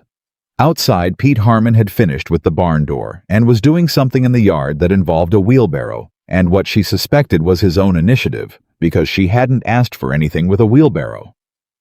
She thought about her mother. She thought about 39 years old, and a fever that shouldn't have been fatal, and a doctor who arrived too late, and a decision made about money that she still didn't understand and had never been told. She thought about 4 letters tied with old string written for her and kept for her and found 6 years too late to say thank you for. She did not cry. She had thought she would cry and she didn't, which was becoming a pattern. She had a tendency to expect grief to arrive in the dramatic form and find instead that it arrived in a quiet one, a clearing instead of a storm. She held the letters in her hands.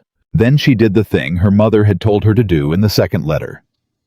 She went to the Carter family's account book, not her father's, but the one she had always kept herself, the real one, the one that reflected the true state of things, and she opened it to a new page. She wrote at the top, Eleanor Carter Land Knowledge Letters. She wrote down everything her mother had given her, not to account for it, to acknowledge it. Then she closed the book and went outside. Pete was moving soil from the compost pile she had started in August, which was more initiative than she had expected from a 16-year-old, and she told him so. He shrugged. Ground needs it before winter, he said. Yes, she said. You're right. Good thinking. He shrugged again, but she could see it mattered. She thought about her mother's line. The right people make you larger. She was surrounded, she realized, by people who made her larger. She had not been before. She was going to be more careful about that going forward. Chug. Samuel came that evening. Not because she had sent for him, she hadn't. He came the way he came most evenings now, without announcement, to do one specific task, and then go. And the rhythm of it had become a kind of fixture in her days. Something she had stopped noticing the absence of when it didn't happen, and started noticing the presence of when it did. He knocked. She opened the door and he saw her face and he said, "What happened?" Not "Are you all right?" Not "What's wrong?" Just "What happened?" The question of a person who trusted her to know the difference between something worth telling and something not. Thomas left, she said. And I found letters from my mother. He looked at her. Come in, she said. He came in. She put fresh coffee on and she sat at the table and she told him about the letters. Not all of it. Some of it was hers alone, and she knew the difference. But the parts that mattered for understanding the day she told. He listened, the way he listened to everything completely without preparation, without his face assembling its response before she was done. When she finished, he was quiet for a moment. Your mother sounds like someone worth knowing, he said. She was, Amelia said. You'd have liked her. She was practical. High praise, he said. It is, she said. He looked at his coffee cup. What are you going to do with what she left you, he said. Beyond the land. She thought about it. Use it, she said. All of it. She paused. The letters changed something. I knew most of what she wrote, but I didn't know it the way you know things when someone who saw you clearly wrote them down. It's different. How so? He said. When you know something yourself, you can second guess it, she said. You can think maybe I'm wrong, maybe I'm misreading it, maybe I'm being unfair. But when someone else saw the same thing and wrote it down before you were old enough to argue with it, she stopped. It's just true. There's no arguing with it. He looked at her. What did she see? He said. She looked at him directly. That I come back to myself, she said. That I lose my way sometimes, but I always find it again. She paused. I've been thinking all summer that I was discovering something new, but she knew it about me when I was a child. She just wrote it down and waited for me to find it. Samuel was quiet for a moment. My wife, he said, and then he stopped because he didn't talk about his wife, had not mentioned her in all the weeks of their growing acquaintance, and the word came out with the weight of something that had been carried a long time. Amelia waited. She died 3 years ago, he said. Fever. Quick. She was fine on a Tuesday and gone by Friday. He held his coffee cup in both hands. She used to say I didn't know how to want things, that I could manage anything that was in front of me, but I didn't know how to want the things that weren't there yet. He paused. I've been thinking she was right about that. Amelia looked at him. What do you want? She said. He looked at her. The directness of the question hung in the kitchen air. He said, I reckon you already know the answer to that, Miss Carter. She felt the specific shift in the room that happened when a thing that had been present without being named was finally named even indirectly. It was not a dramatic shift. It was the quiet shift of two people who had been honest about everything else being honest about this too. Amelia, she said. He looked at her. My name is Amelia, she said. You've been calling me Miss Carter for 2 months. Something in his face changed. Amelia, he said. Her name in his voice was different from her name in Thomas Whitmore's voice, in the way that the right word was different from the wrong word. In a sentence it landed where it was supposed to. I'm not ready to be someone's anything yet, she said. I have 1 season under my belt, and a south field half turned, and I don't know what I don't know about wintering this property. She paused. But I'm not going to pretend I don't know what's been happening between us for the past 2 months. No, he said. That would be dishonest. Yes, she said, and I don't do that. I know, he said. It's one of the things. One of the things, she repeated. One of the several things, he said. She looked at him. She thought about her mother's letters, about the woman who had seen clearly and written it down and left it for her daughter to find 6 years later when the finding would mean the most. About the right people making you larger. Come for supper Sunday, she said. It was not a confession. It was not a declaration.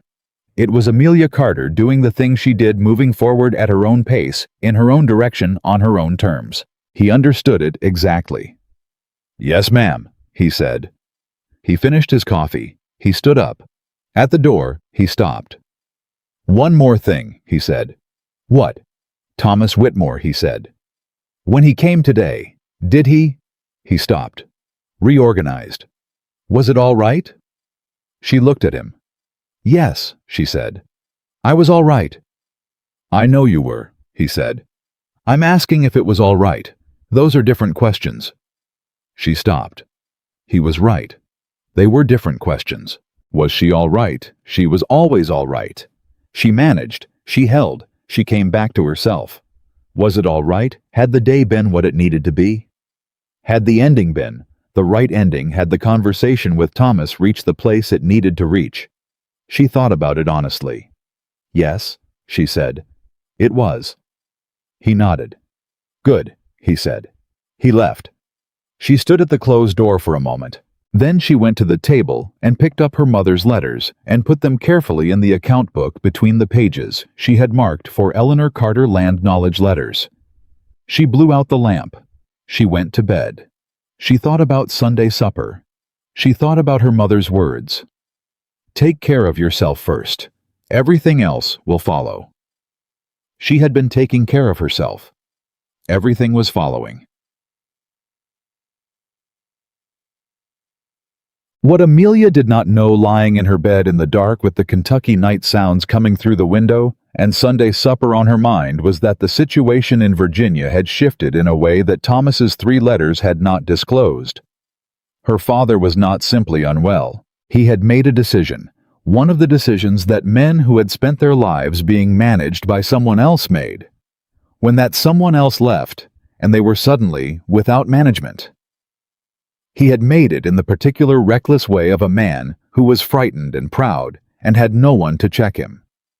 He had borrowed money against the Carter estate. He had borrowed it from Thomas Whitmore. And the terms of that borrowing contained a clause that neither of them had told Amelia about, a clause that connected in ways she was going to have to untangle to the property in Kentucky, and the deed in her mother's name, and the letters Eleanor had written 6 years ago and kept secret from everyone except the daughter she had trusted with everything. Thomas Whitmore had not come to Kentucky simply to retrieve Amelia. He had come because the property she was standing on was worth more than anyone had told her. And the man who had called her a burden was now in a position that required him to acknowledge exactly what she was worth. She was going to find this out.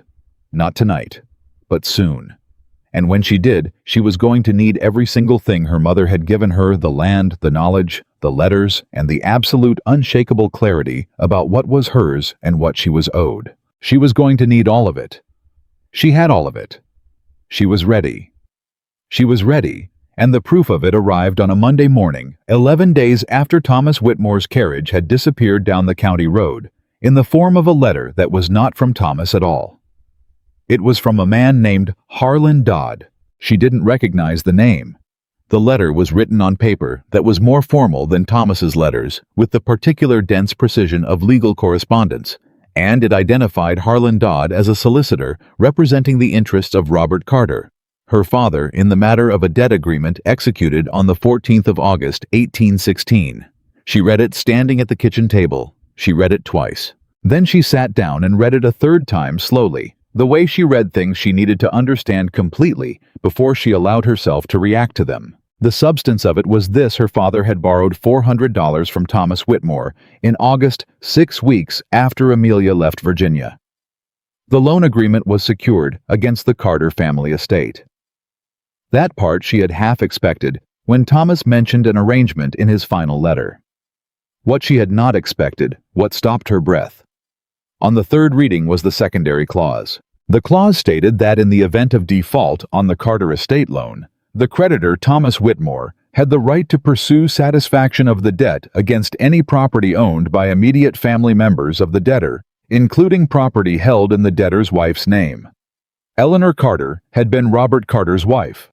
The property in Kentucky had been Eleanor Carter's property, which meant that Robert Carter, her father, had, perhaps without understanding it, perhaps without caring, signed a document that extended Thomas Whitmore's reach directly to the land Amelia was standing on.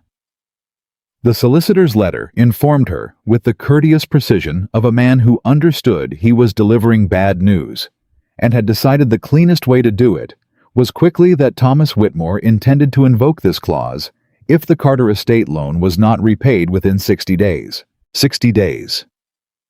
She put the letter on the table. She put both hands flat on the table beside it. She took one breath.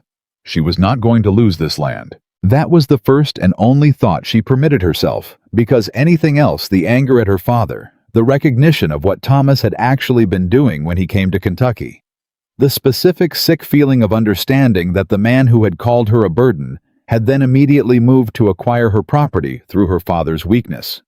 All of that was information she needed and would process, but not now. Now was for the first clear thought she was not going to lose this land. She picked up the letter, she put on her coat, she went to find Samuel. He was in his east field, which she could see from the fence line when she arrived at his property boundary, and he looked up when he saw her coming with the particular attention of a man who had learned to read her pace. And her pace right now was not her usual pace. He walked toward her. She handed him the letter without preamble. He read it. His face did not change in any dramatic way. He was not a man whose face made drama. But something in his jaw tightened, and his eyes, when they came up from the letter, had a quality she had not seen in them before. A quiet, focused anger, the anger of a person who did not get angry easily, and therefore, when they did, it was specific and useful, rather than general and loud. "Thomas Whitmore," he said. "Yes," she said. "He came here to see the property," Samuel said. Not a question. He came here to see me and the property, she said.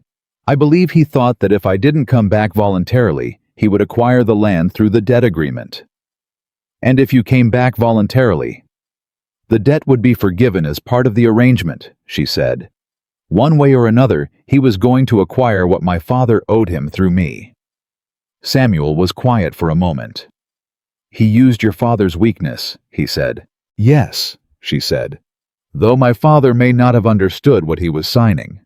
My father is not a careful man with documents. Being careless with documents has consequences, Samuel said. His voice was even, but there was something underneath it. Yes, she said. It does. And right now those consequences are on my land. He handed the letter back. How much time? He said. 60 days, she said. From the date of the letter. I have until the end of November. What's the debt? $400, she said. He was quiet. $400 in 1816 was not an insurmountable sum for a man in Samuel Reed's position. She could see him doing, the arithmetic could see the offer forming, and she said before he could make it, no. He looked at her. I appreciate it, she said. I understand why you'd offer, and I'm not insulted by it. But this is my property and my family's debt, and the solution has to be mine. He looked at her for a long moment. All right, he said. I need your knowledge, she said. Not your money. I need to know what this land is worth. The real value, not the tax assessment. And I need to know who the county's most reliable solicitor is, because I need legal counsel about whether that debt clause actually applies to property held in my mother's name, specifically not the Carter family name generally. He thought about it. Land value, he said. With the creek access and the Southfield soil quality and the timber on the North Ridge, you're looking at somewhere between $600 and $800 at current county rates, more if there's someone who wants the creek access specifically. She had thought it might be around $500. $600 to $800 was better. The clause? She said. Can they do that? Can my father's creditor claim my mother's property? That's the question, he said. And the answer depends on how the deed is written and whether Kentucky law distinguishes between marital property and separate property. He paused. The solicitor you want is a man named Archibald Gaines in the county seat. He's 60 years old, he studied law in Philadelphia, and he is specifically known for property disputes involving women's inheritance. He paused. He also doesn't like Thomas Whitmore for reasons I won't go into, but which are relevant. She looked at him.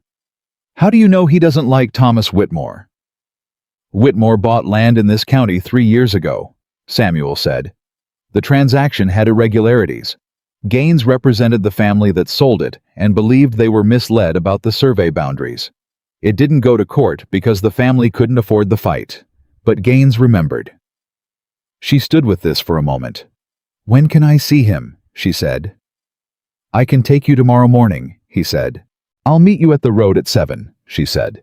She took the letter back. She turned to go. Amelia, he said. She turned. Whitmore knew, Samuel said. He knew when he came here. He knew about the debt clause. Yes, she said. He came to see if you'd come back to avoid it. Yes, she said. And when you didn't? He had the letter sent, she said. Yes. Samuel was quiet.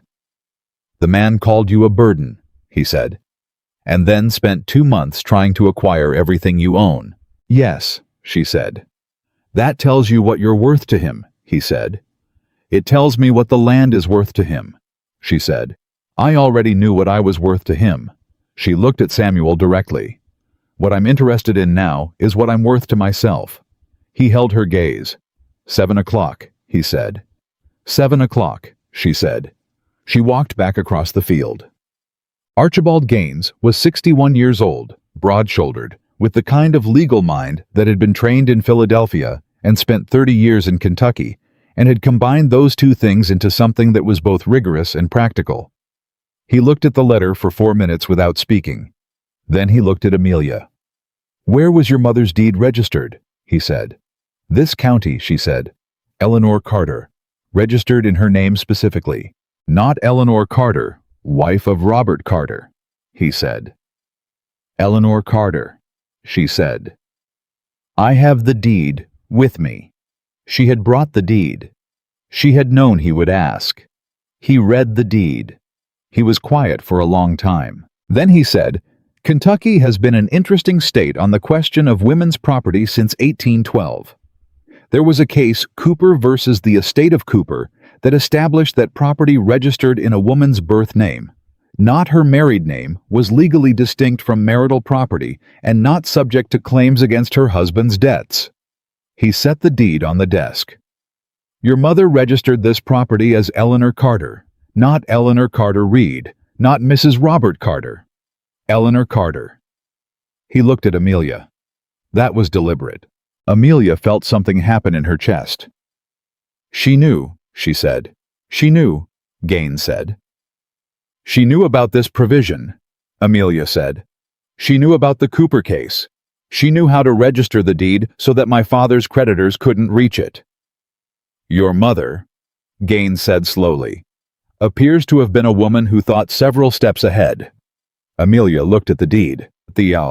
She thought about Eleanor Carter, who had come to this county twice to visit the property, who had told Samuel Reed about the soil composition of the East Field, who had registered the deed in her birth name, and left 4 letters in a string-tied envelope, and written, "Take care of yourself first," in the last one, who had known apparently that there might come a time when someone would try to take this land, and had taken the legal steps to prevent it years before the threat existed, because she saw things clearly, and she planned for what she saw. What do I do? Amelia said. You write to the solicitor, Dodd, Gaines said. You state that the property in question is registered solely in the name of Eleanor Carter, that under Kentucky statute it is legally distinct from any property or debt obligation of Robert Carter, and that any claim against it under the terms of the Whitmore debt agreement is without legal basis. He paused. I'll write the letter. You sign it. He looked at her. Whitmore will likely push back. He may claim the debt clause supersedes the property registration. Does it? She said. No, he said. But he may believe it does, or he may believe you don't know enough to argue otherwise. He looked at her steadily. Do you have the resources to continue a legal correspondence if he escalates? I have the resources to do what's necessary, she said. He looked at her for a moment, the assessing look of a man who had spent 30 years reading people across a desk and had gotten very good at it. Your father signed something he didn't read carefully, he said. Yes, she said. And Whitmore drafted the clause knowing your mother's property was registered here, he said. That is my understanding, she said. Then Whitmore knew the clause was likely unenforceable under Kentucky statute, he said. He included it anyway. Amelia sat with that for a moment. He included it, she said slowly, because he thought I wouldn't know. Yes, Gaines said. He thought I would see the letter and come back to Virginia to protect the land, she said. Yes, Gaines said. Because the woman he knew, she said, would have done exactly that. Gaines was quiet. Samuel sitting beside her said nothing. But she felt him become very still in the particular way he became still when something mattered. She looked at the deed on the desk. At her mother's name, registered in her birth name in the careful handwriting of a county clerk who had taken it down 30 years ago from a woman who knew exactly what she was doing. Write the letter, she said to Gaines. I'll sign it today. She signed it that afternoon. She signed it with her full name, Amelia Carter, in the same deliberate way she had signed the letter to Thomas formally completely as herself. Gaines posted it. She rode back to the farm with Samuel in the quiet that existed between them, when there was too much to say to bother saying any of it. At her gate he pulled up the horse. She got down. She stood at the gate and looked at the farmhouse solid repaired hers, and she thought about her mother standing at a county clerk's desk 30 years ago, registering a deed in her birth name, planning for a daughter who wasn't born yet. She left you more than land, Samuel said. She looked at him. She left you a strategy, he said. Yes, Amelia said. She did. He sat for a moment. Sunday supper's still on, he said. She looked at him. Sunday supper, she said, is still absolutely on. He touched his hat. He drove away. She went inside. Thomas's response came in 12 days. It was longer than his previous letters and had the quality of a letter that had been written by a man who had received unexpected information and was managing his reaction to it. The legal language in it told her immediately that he had consulted someone. The clauses were more carefully worded than anything Thomas would have produced himself. He did not concede the point about the property registration. What he did instead was pivot. He wrote that he had no wish to pursue a property dispute with a woman he had respected and admired, that the clause in the debt agreement had been included as a standard provision and was not intended to specifically target her property, and that he was prepared to offer a complete resolution of his claim against the Carter estate in exchange for one thing. He wanted a conversation, in person. He was willing to come to Kentucky again or to meet her at a location of her choosing, and he believed that a frank discussion between them without solicitors would resolve the matter to both their satisfactions. She read the letter. She read the part about respected and admired. She read the part about standard provision. She put the letter down. She wrote to Charlotte. Not about the letter. She wasn't ready to explain all of this to Charlotte yet, and Charlotte had enough to manage. She wrote, asking a specific and practical question. Had Charlotte seen the loan agreement their father had signed? Could Charlotte find it and send her the exact wording of the secondary clause? Charlotte's reply came in 8 days. It was accompanied by a copy of the clause which Charlotte had found in their father's desk, with the particular determined efficiency that Charlotte Amelia was discovering was capable of when she was given a specific task and trusted to accomplish it. Amelia read the copy of the clause. She read it twice. Then she went to see Gaines again. Gaines read it. He set it down. He looked at Amelia with the expression of a man who had just had something confirmed that he had suspected. "This is not a standard provision," he said. "This clause was written specifically. Look at the language here." He pointed. "It says, property held in the name of any immediate family member of the debtor.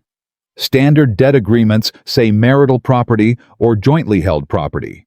This says any immediate family member." He looked at her. "This clause was written to reach your mother's property specifically. It is not boilerplate. It was drafted with intent." Amelia was quiet for a moment. "He drafted this before he came to Kentucky," she said. "The agreement is dated August," Gaines said. "He came in September." "He drafted the clause," she said slowly, "and then he came to offer me a choice between returning voluntarily or losing the land involuntarily." She paused. "He offered me 2 paths to the same destination." "Yes," Gaines said, "and the clause was specifically written to reach property registered in my mother's name," she said, "which means he knew about the registration. He knew it was in her birth name." "He would have looked up the county records before drafting the agreement," Gaines said. "He researched my mother's deed," she said. "Yes," Gaines said. "Before coming to tell me I had misunderstood what he said about me," she said. Gaines said nothing. He didn't need to. She sat with the full picture of it. Thomas Whitmore had come to her kitchen and said, "I made an error, and I did not intend for you to hear it, and what would it take for you to come back?" And the entire time he had already drafted a legal clause specifically designed to take her land if she said no. He had offered her the choice between returning and losing everything, and had framed it as reconciliation. She felt something that was not quite anger, and not quite the cold clarity she'd had in the hallway at his estate. Something between them, something that was the specific feeling of understanding completely, and without remaining doubt the character of a person you had once believed was something different. "Can the clause be challenged?" she said. "On grounds of predatory drafting and specific intent to circumvent Kentucky property statute, yes," Gaines said. "It would take time. It would take money. And it would require your father's cooperation in stating that he did not understand the clause when he signed." "My father understood he was signing for $400, she said. "He may not have understood the secondary clause." "Would he say that in a legal proceeding?" Gaines said. She thought about her father, about his pride and his limitations, and the way he had managed his life by leaning on the people around him without acknowledging the leaning. About the letter her mother had written, he has always used, "You Amelia Bird," not cruelly. "I don't know," she said honestly, "but I'm going to ask him." She wrote to her father that evening. It was the first letter she had written to him since leaving Virginia. She had written to Charlotte. She had not written to him because she had not had anything to say to him that she was ready to say until now. She wrote it plainly, the way she wrote everything that mattered. "Father, I need to know whether you understood the secondary clause in the agreement you signed with Thomas Whitmore in August. Specifically, whether you understood that it extended his claim to Mother's Kentucky property. I am not asking this to reproach you. I am asking because the answer determines what legal options are available to both of us. Please write back honestly. Amelia." She posted it. She went to Sunday supper. Samuel had made venison stew, which was the right thing to make in October, when the air had finally turned, and the first cold was coming, and he had made cornbread in a way that reminded her of her mother's cornbread, which she told him, and he said his wife had taught him the method, and there was a moment of quiet around that, which was not uncomfortable, but was full. They ate at his kitchen table, which was larger than hers, and had the marks of years of use in it. The kind of table that had been worked on as much as eaten at. "How are you feeling about it?" he said, not about Thomas, or the letter, or the legal situation. She had told him all of that on the way back from Gaines's office. He meant something else, the underneath of it. She thought about how to answer. "I'm not afraid," she said. "That's the thing I keep checking and finding true. I thought I would be afraid and I'm not." She paused. "I'm clear." "Clarity is better than courage sometimes," he said. "Courage fades. Clarity doesn't once you have it." She looked at him. "Where did you learn that?" she said. "My wife," he said. "She said it about farming, actually. About making decisions about what to plant. She said courage will get you through a bad season, but clarity will stop you from having one." He paused. "She was usually right about things." "She sounds like my mother," Amelia said. "They might have gotten along," he said. "I think they would have," she said. They were quiet for a moment, in the comfortable way that had developed between them, not the silence of people who had nothing to say, but the silence of people who had enough between them that the words didn't always need to fill it. "If the legal challenge takes time," she said, "I need to be generating income from the property. The south field isn't going to be ready for a full spring planting. I can get part of it in, but not all. I'm looking at the timber on the North Ridge. Callaway's mill pays fair for good timber," he said. "I can introduce you." "I'd appreciate that," she said. "And I've been thinking about the creek." He raised an eyebrow. "There are 3 properties south of mine that don't have reliable water access," she said. "They're hauling from the county well. If I allowed a water easement across the eastern edge of my land, I could charge a seasonal fee. It's not a large income, but it's stable." He looked at her. "You've been planning," he said. "I've been planning since the letter arrived," she said. "I needed to know what the land was actually worth to me, not just as a defense against Thomas, but as a going concern, what it could actually produce." "And," he said, 600 to 800 in land value according to you," she said. "Timber income this winter, partial crop income in spring, water easement income year-round. The property doesn't need $400 as a lump sum. It needs time to generate the income that would make $400 a manageable thing to resolve. Which means you need the legal challenge to buy you time," he said. "Yes," she said. "Not to win necessarily. To buy time." He nodded. "Gaines is good at buying time," he said. "I know," she said. "I've been watching him work." He looked at her for a moment, with the expression she had come to understand was his most genuine. "Amelia," he said. "Yes," she said. "When this is resolved—" He stopped. "I'm not asking you for anything right now. I want to be clear about that." "I know," she said. "But when it's resolved," he said, "I'd like to say something that I've been not saying for 2 months." She looked at him. "I know what you're going to say," she said. "Do you?" he said. Yes, she said. And I'll tell you right now that my answer is going to depend on whether you can say it without making it smaller than it is. He looked at her steadily. I reckon I'll say it plain, he said. I'm not a man who knows how to make things smaller. No, she said. You're not. She held his gaze. When it's resolved. When it's resolved, he agreed. They finished the stew. Her father's letter arrived in 10 days. It was short, shorter than any letter he had ever written her, which told her something about what it had cost him to write it. Amelia. I did not read the clause carefully. Whitmore explained the main terms, and I signed. I thought the property was safe because it was your mother's. I did not understand that he was making a claim on it. I should not have signed without understanding what I was signing. I am sorry. I will say so to anyone who asks. Father. She read it. She read it a second time. Then she held it in her hands for a moment. Her father had written, I am sorry. Not I did not intend to, or it may have been a misunderstanding. 2 words plain in the handwriting of a man who did not apologize easily and had done it anyway. She thought about what it meant that Thomas Whitmore had called her a burden and come to acquire her land, and had not yet used those 2 words. She thought about what it meant that her father, who had used her for 10 years and had allowed her to be called a burden without defending her, had managed to find them. People were complicated. She had always known that. She was learning to hold the complexity without resolving it into something simpler than it was. She wrote to Gaines. She enclosed her father's letter. She wrote, My father confirms he did not understand the secondary clause and will testify to that effect. Please advise next steps. I believe we are in a stronger position than Thomas Whitmore understands. Amelia Carter. She posted it. She went to the North Ridge to look at the timber. It was good timber, dense, mature, the kind that Callaway's mill would pay well for.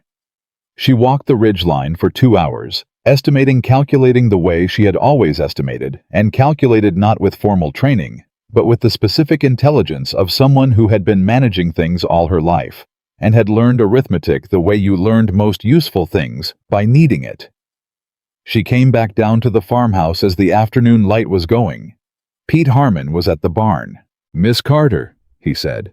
Amelia, she said. She had told him twice. He was getting there. Amelia, he said, with the slight self-conscious quality of a 16-year-old trying on a new word. I fixed the latch on the root cellar. It was going. Thank you, Pete, she said. You were up on the ridge, he said. Looking at the timber, she said. He nodded. My brother says Callaway pays 40 cents per board foot for the mature hardwood up there. Your brother works with Callaway, she said. He did last winter, Pete said. He knows the foreman. She looked at him. Tell your brother I'll speak with him this week, she said. Yes, ma'am, Pete said. Then, Amelia. She almost smiled. Amelia. She agreed. She went inside.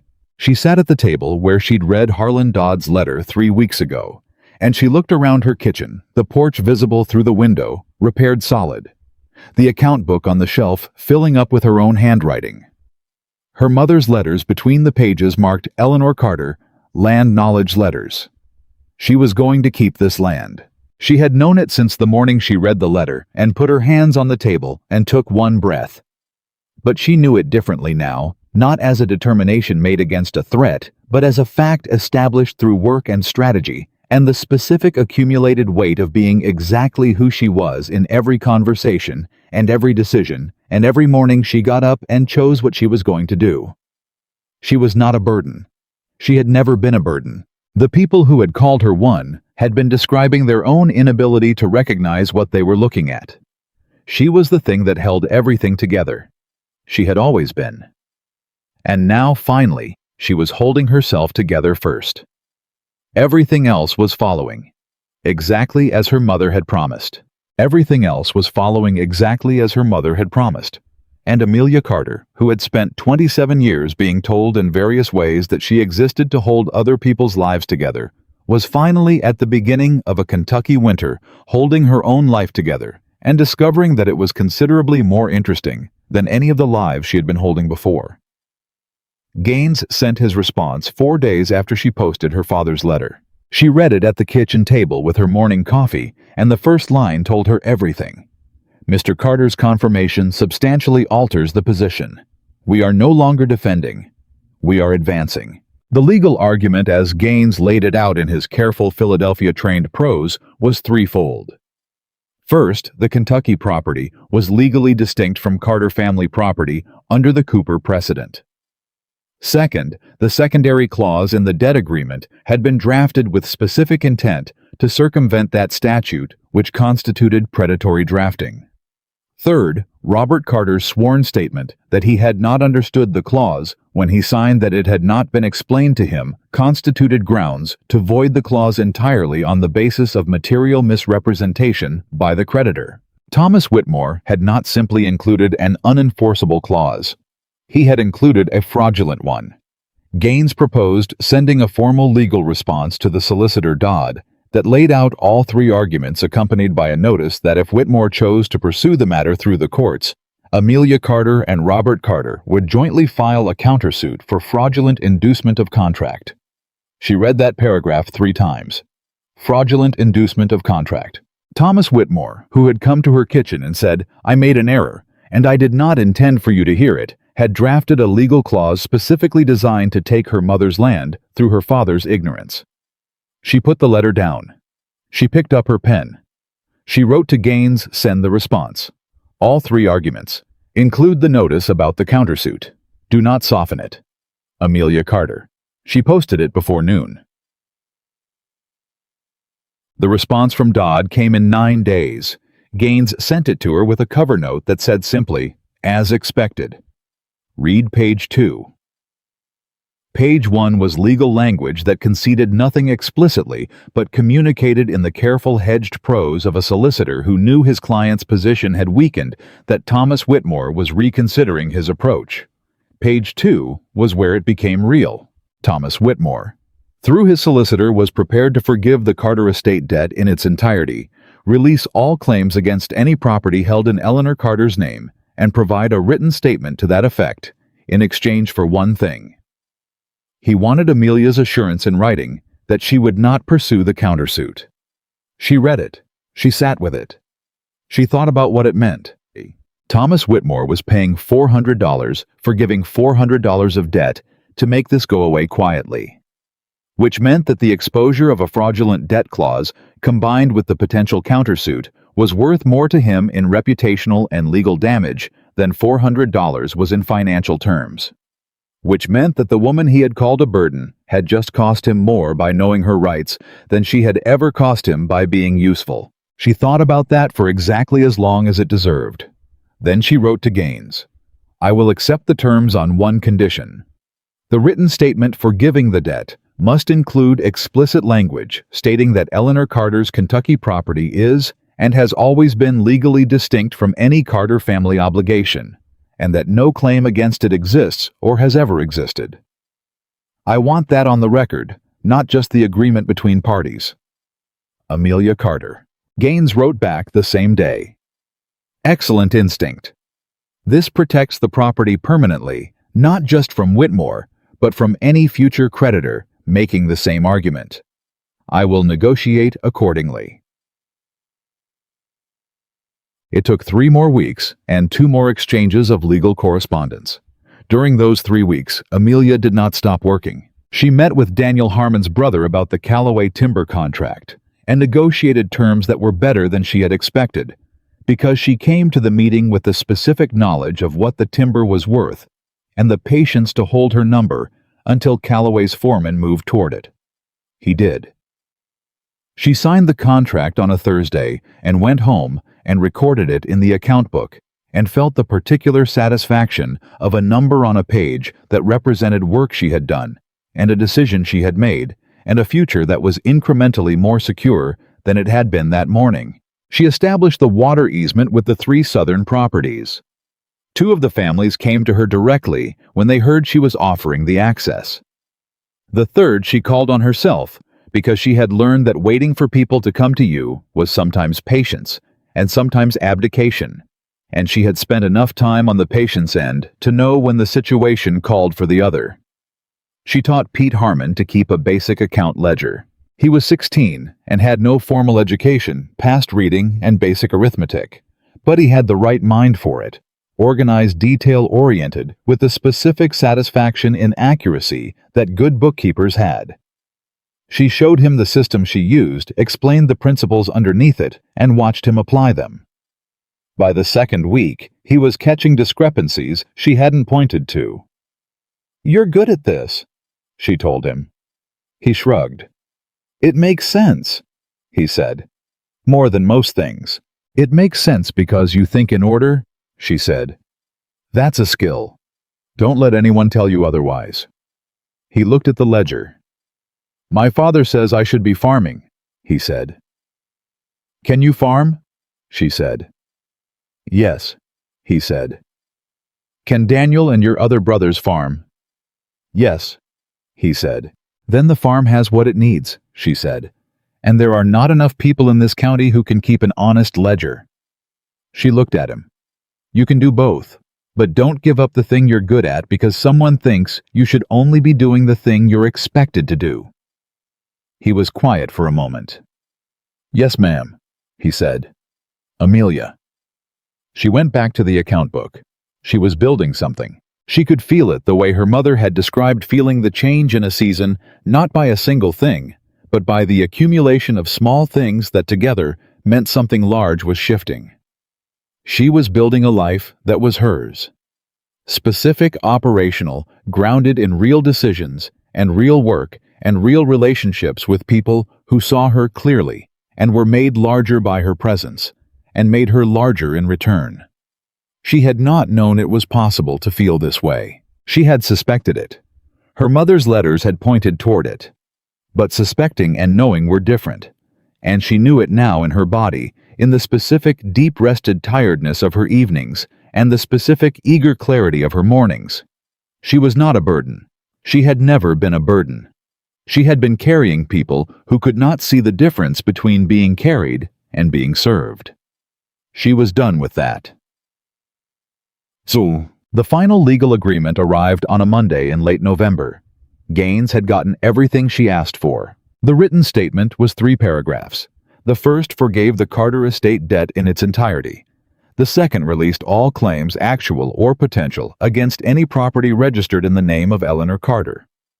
The third, the paragraph she had insisted on, stated explicitly that the Kentucky property had at all times been legally distinct from Carter family obligations, that no valid claim against it had ever existed under Kentucky statute, and that this statement was provided for the permanent record. Thomas Whitmore's signature was at the bottom. His solicitor Dodd's signature was beside it. She read it. She signed the counterpart agreement, which contained her assurance simply and without elaboration that she would not pursue the countersuit. She sent it back with Gaines's rider. It was done. She sat at the kitchen table for a moment after the rider left. She thought about July, about the hallway at Thomas Whitmore's estate, and the sound of her own name in his unguarded voice, and the walk back to the parlor with steady hands that had surprised her. About the necklace set down so carefully it didn't make a sound. About the road at first light with a single bag and 27 years of accumulated usefulness, and the first morning of being nobody's management tool but her own. She thought about 5 months. 5 months from that hallway to this kitchen table. She thought about everything that had happened in 5 months, and she thought about Eleanor Carter registering a deed in her birth name at a county clerk's desk, planning for a daughter who wasn't born yet. And she thought, she knew. She always knew. She opened the account book. She turned to the page marked Eleanor Carter, Land Knowledge Letters. She wrote one more line, December 1816. Legal title confirmed.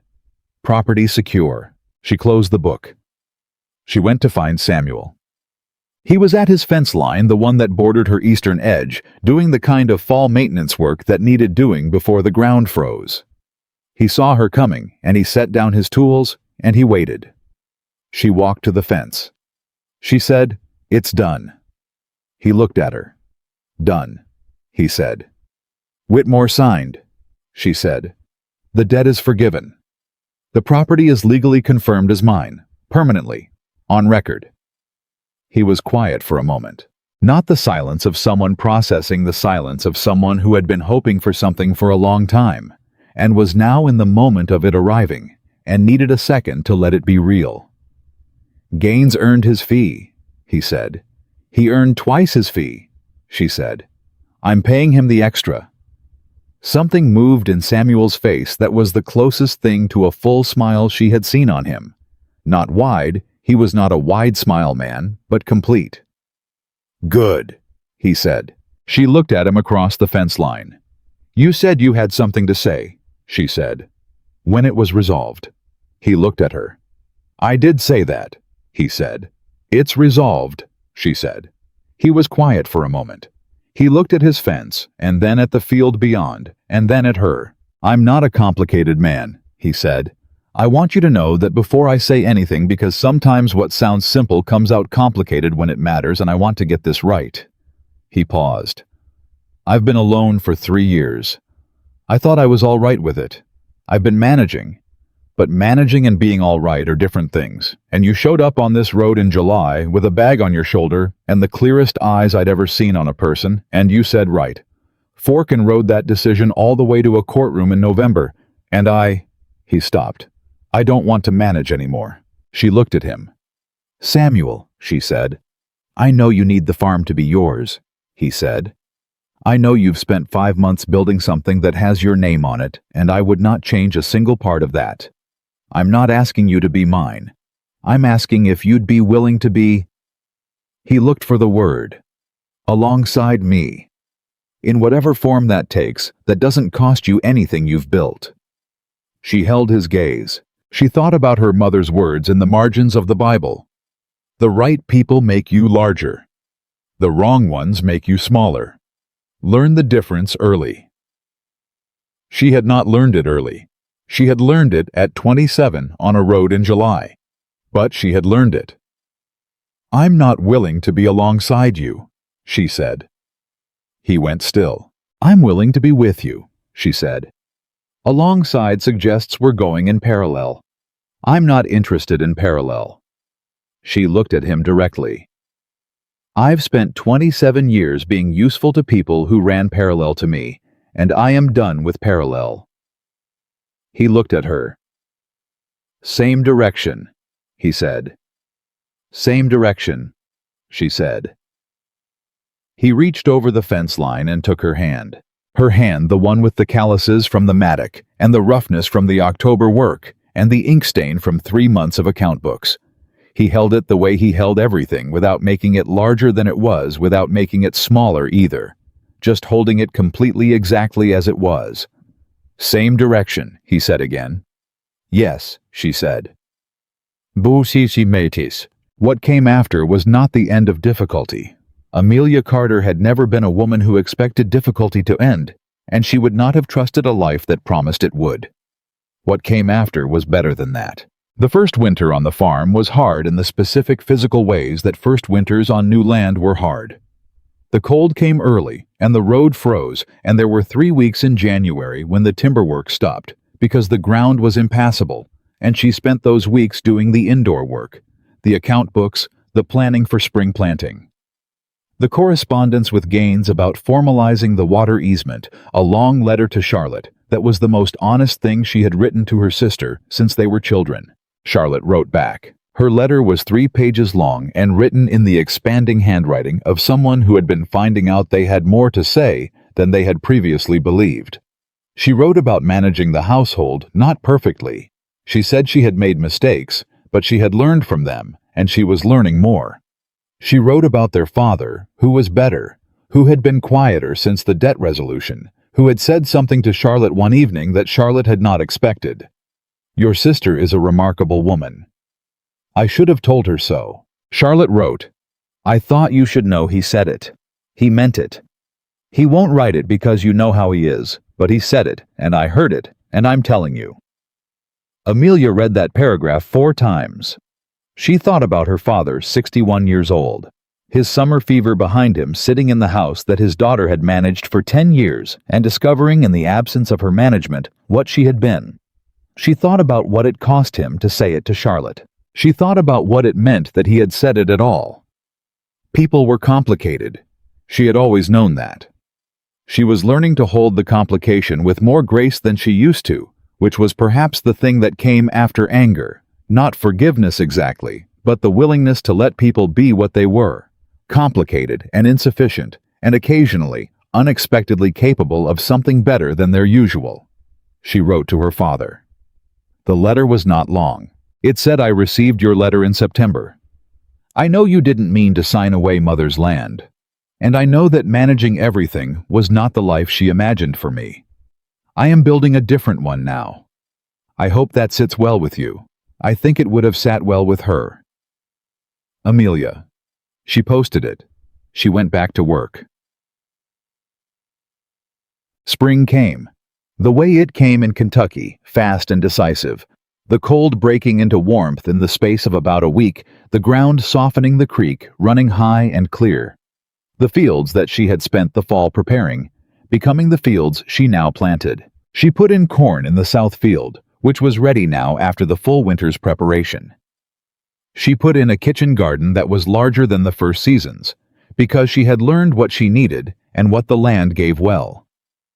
She expanded the orchard. There had been 3 old apple trees on the property, and she planted 4 more with stock from Jacob Holt, who had refused payment, and she had insisted, and they had argued about it pleasantly for 20 minutes before settling on a trade of account work that satisfied them both. Samuel came every day. Not all day every day. He had his own property, his own work, his own rhythms that she respected as completely as he respected hers. But every day in one way or another, he was present. Morning coffee at her table or hers at his. The shared fence line maintenance in February. The spring planting decisions they made together, not because she needed his input, but because it was better with 2 minds, and she had stopped pretending that competence required isolation. She had confused independence with solitude for 27 years. She was done with that confusion. Independence was making your own decisions. It was not making them alone. It was knowing that the choice was yours, even when the conversation that led to it included someone else. She made her decisions. He made his. Sometimes they made them at the same kitchen table, which was hers, over coffee, that she made about land that was hers, with full acknowledgement on both sides of exactly what that meant. It was the best arrangement she had ever been part of.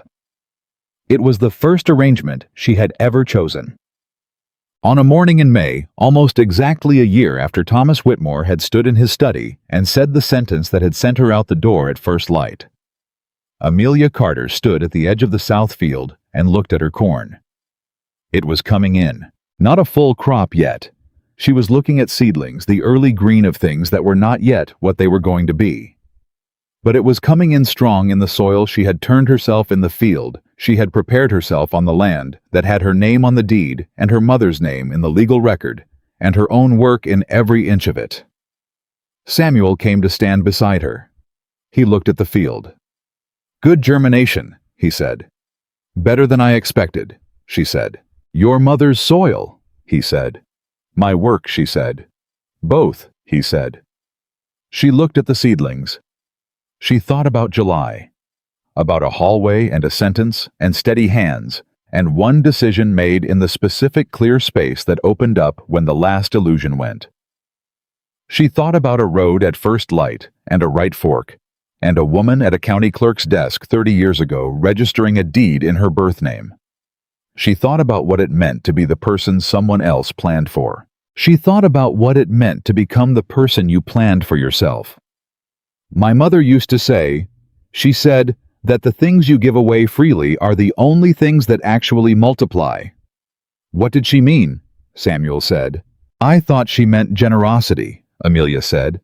When I was young, I thought she meant that kindness came back. She paused. But I think she meant something more specific. I think she meant that when you give away the things that are holding you in place, the roles people put you in, the expectations you've been carrying, the smallness that other people's opinions impose on you, when you give all of that away, what's left is bigger, than what you started with." He was quiet for a moment. "She sounds like a wise woman," he said. "She was the wisest person I ever knew," Amelia said. "And I didn't find out half of what she knew until I stopped needing it to survive and started needing it to live." She paused. "There's a difference." "I know," he said. She looked at the field. "I'm going to build a school," she said. He looked at her. "There's no school in this county within 10 miles, she said. "There are children like Pete Harmon who have the kind of mind that needs teaching and nowhere to put it. I'm not going to run it myself, I'm going to run a farm. But I'm going to build it and find the person to run it and fund the first 3 years from the timber income and the easement fees." He was quiet. "That's a large undertaking," he said. "Yes," she said. "When?" he said. "This fall," she said. "The timber contract runs through September. The easement fees are stable. I can afford the first year's construction by October." He looked at her. "You've been planning this for a while," he said. "Since February," she said. "I needed the spring planting numbers first." He shook his head slightly, not in disagreement. In something closer to awe, she thought, though Samuel was not a man who performed awe. "Pete Harmon," she said. "His mind should not go to waste because there's no school."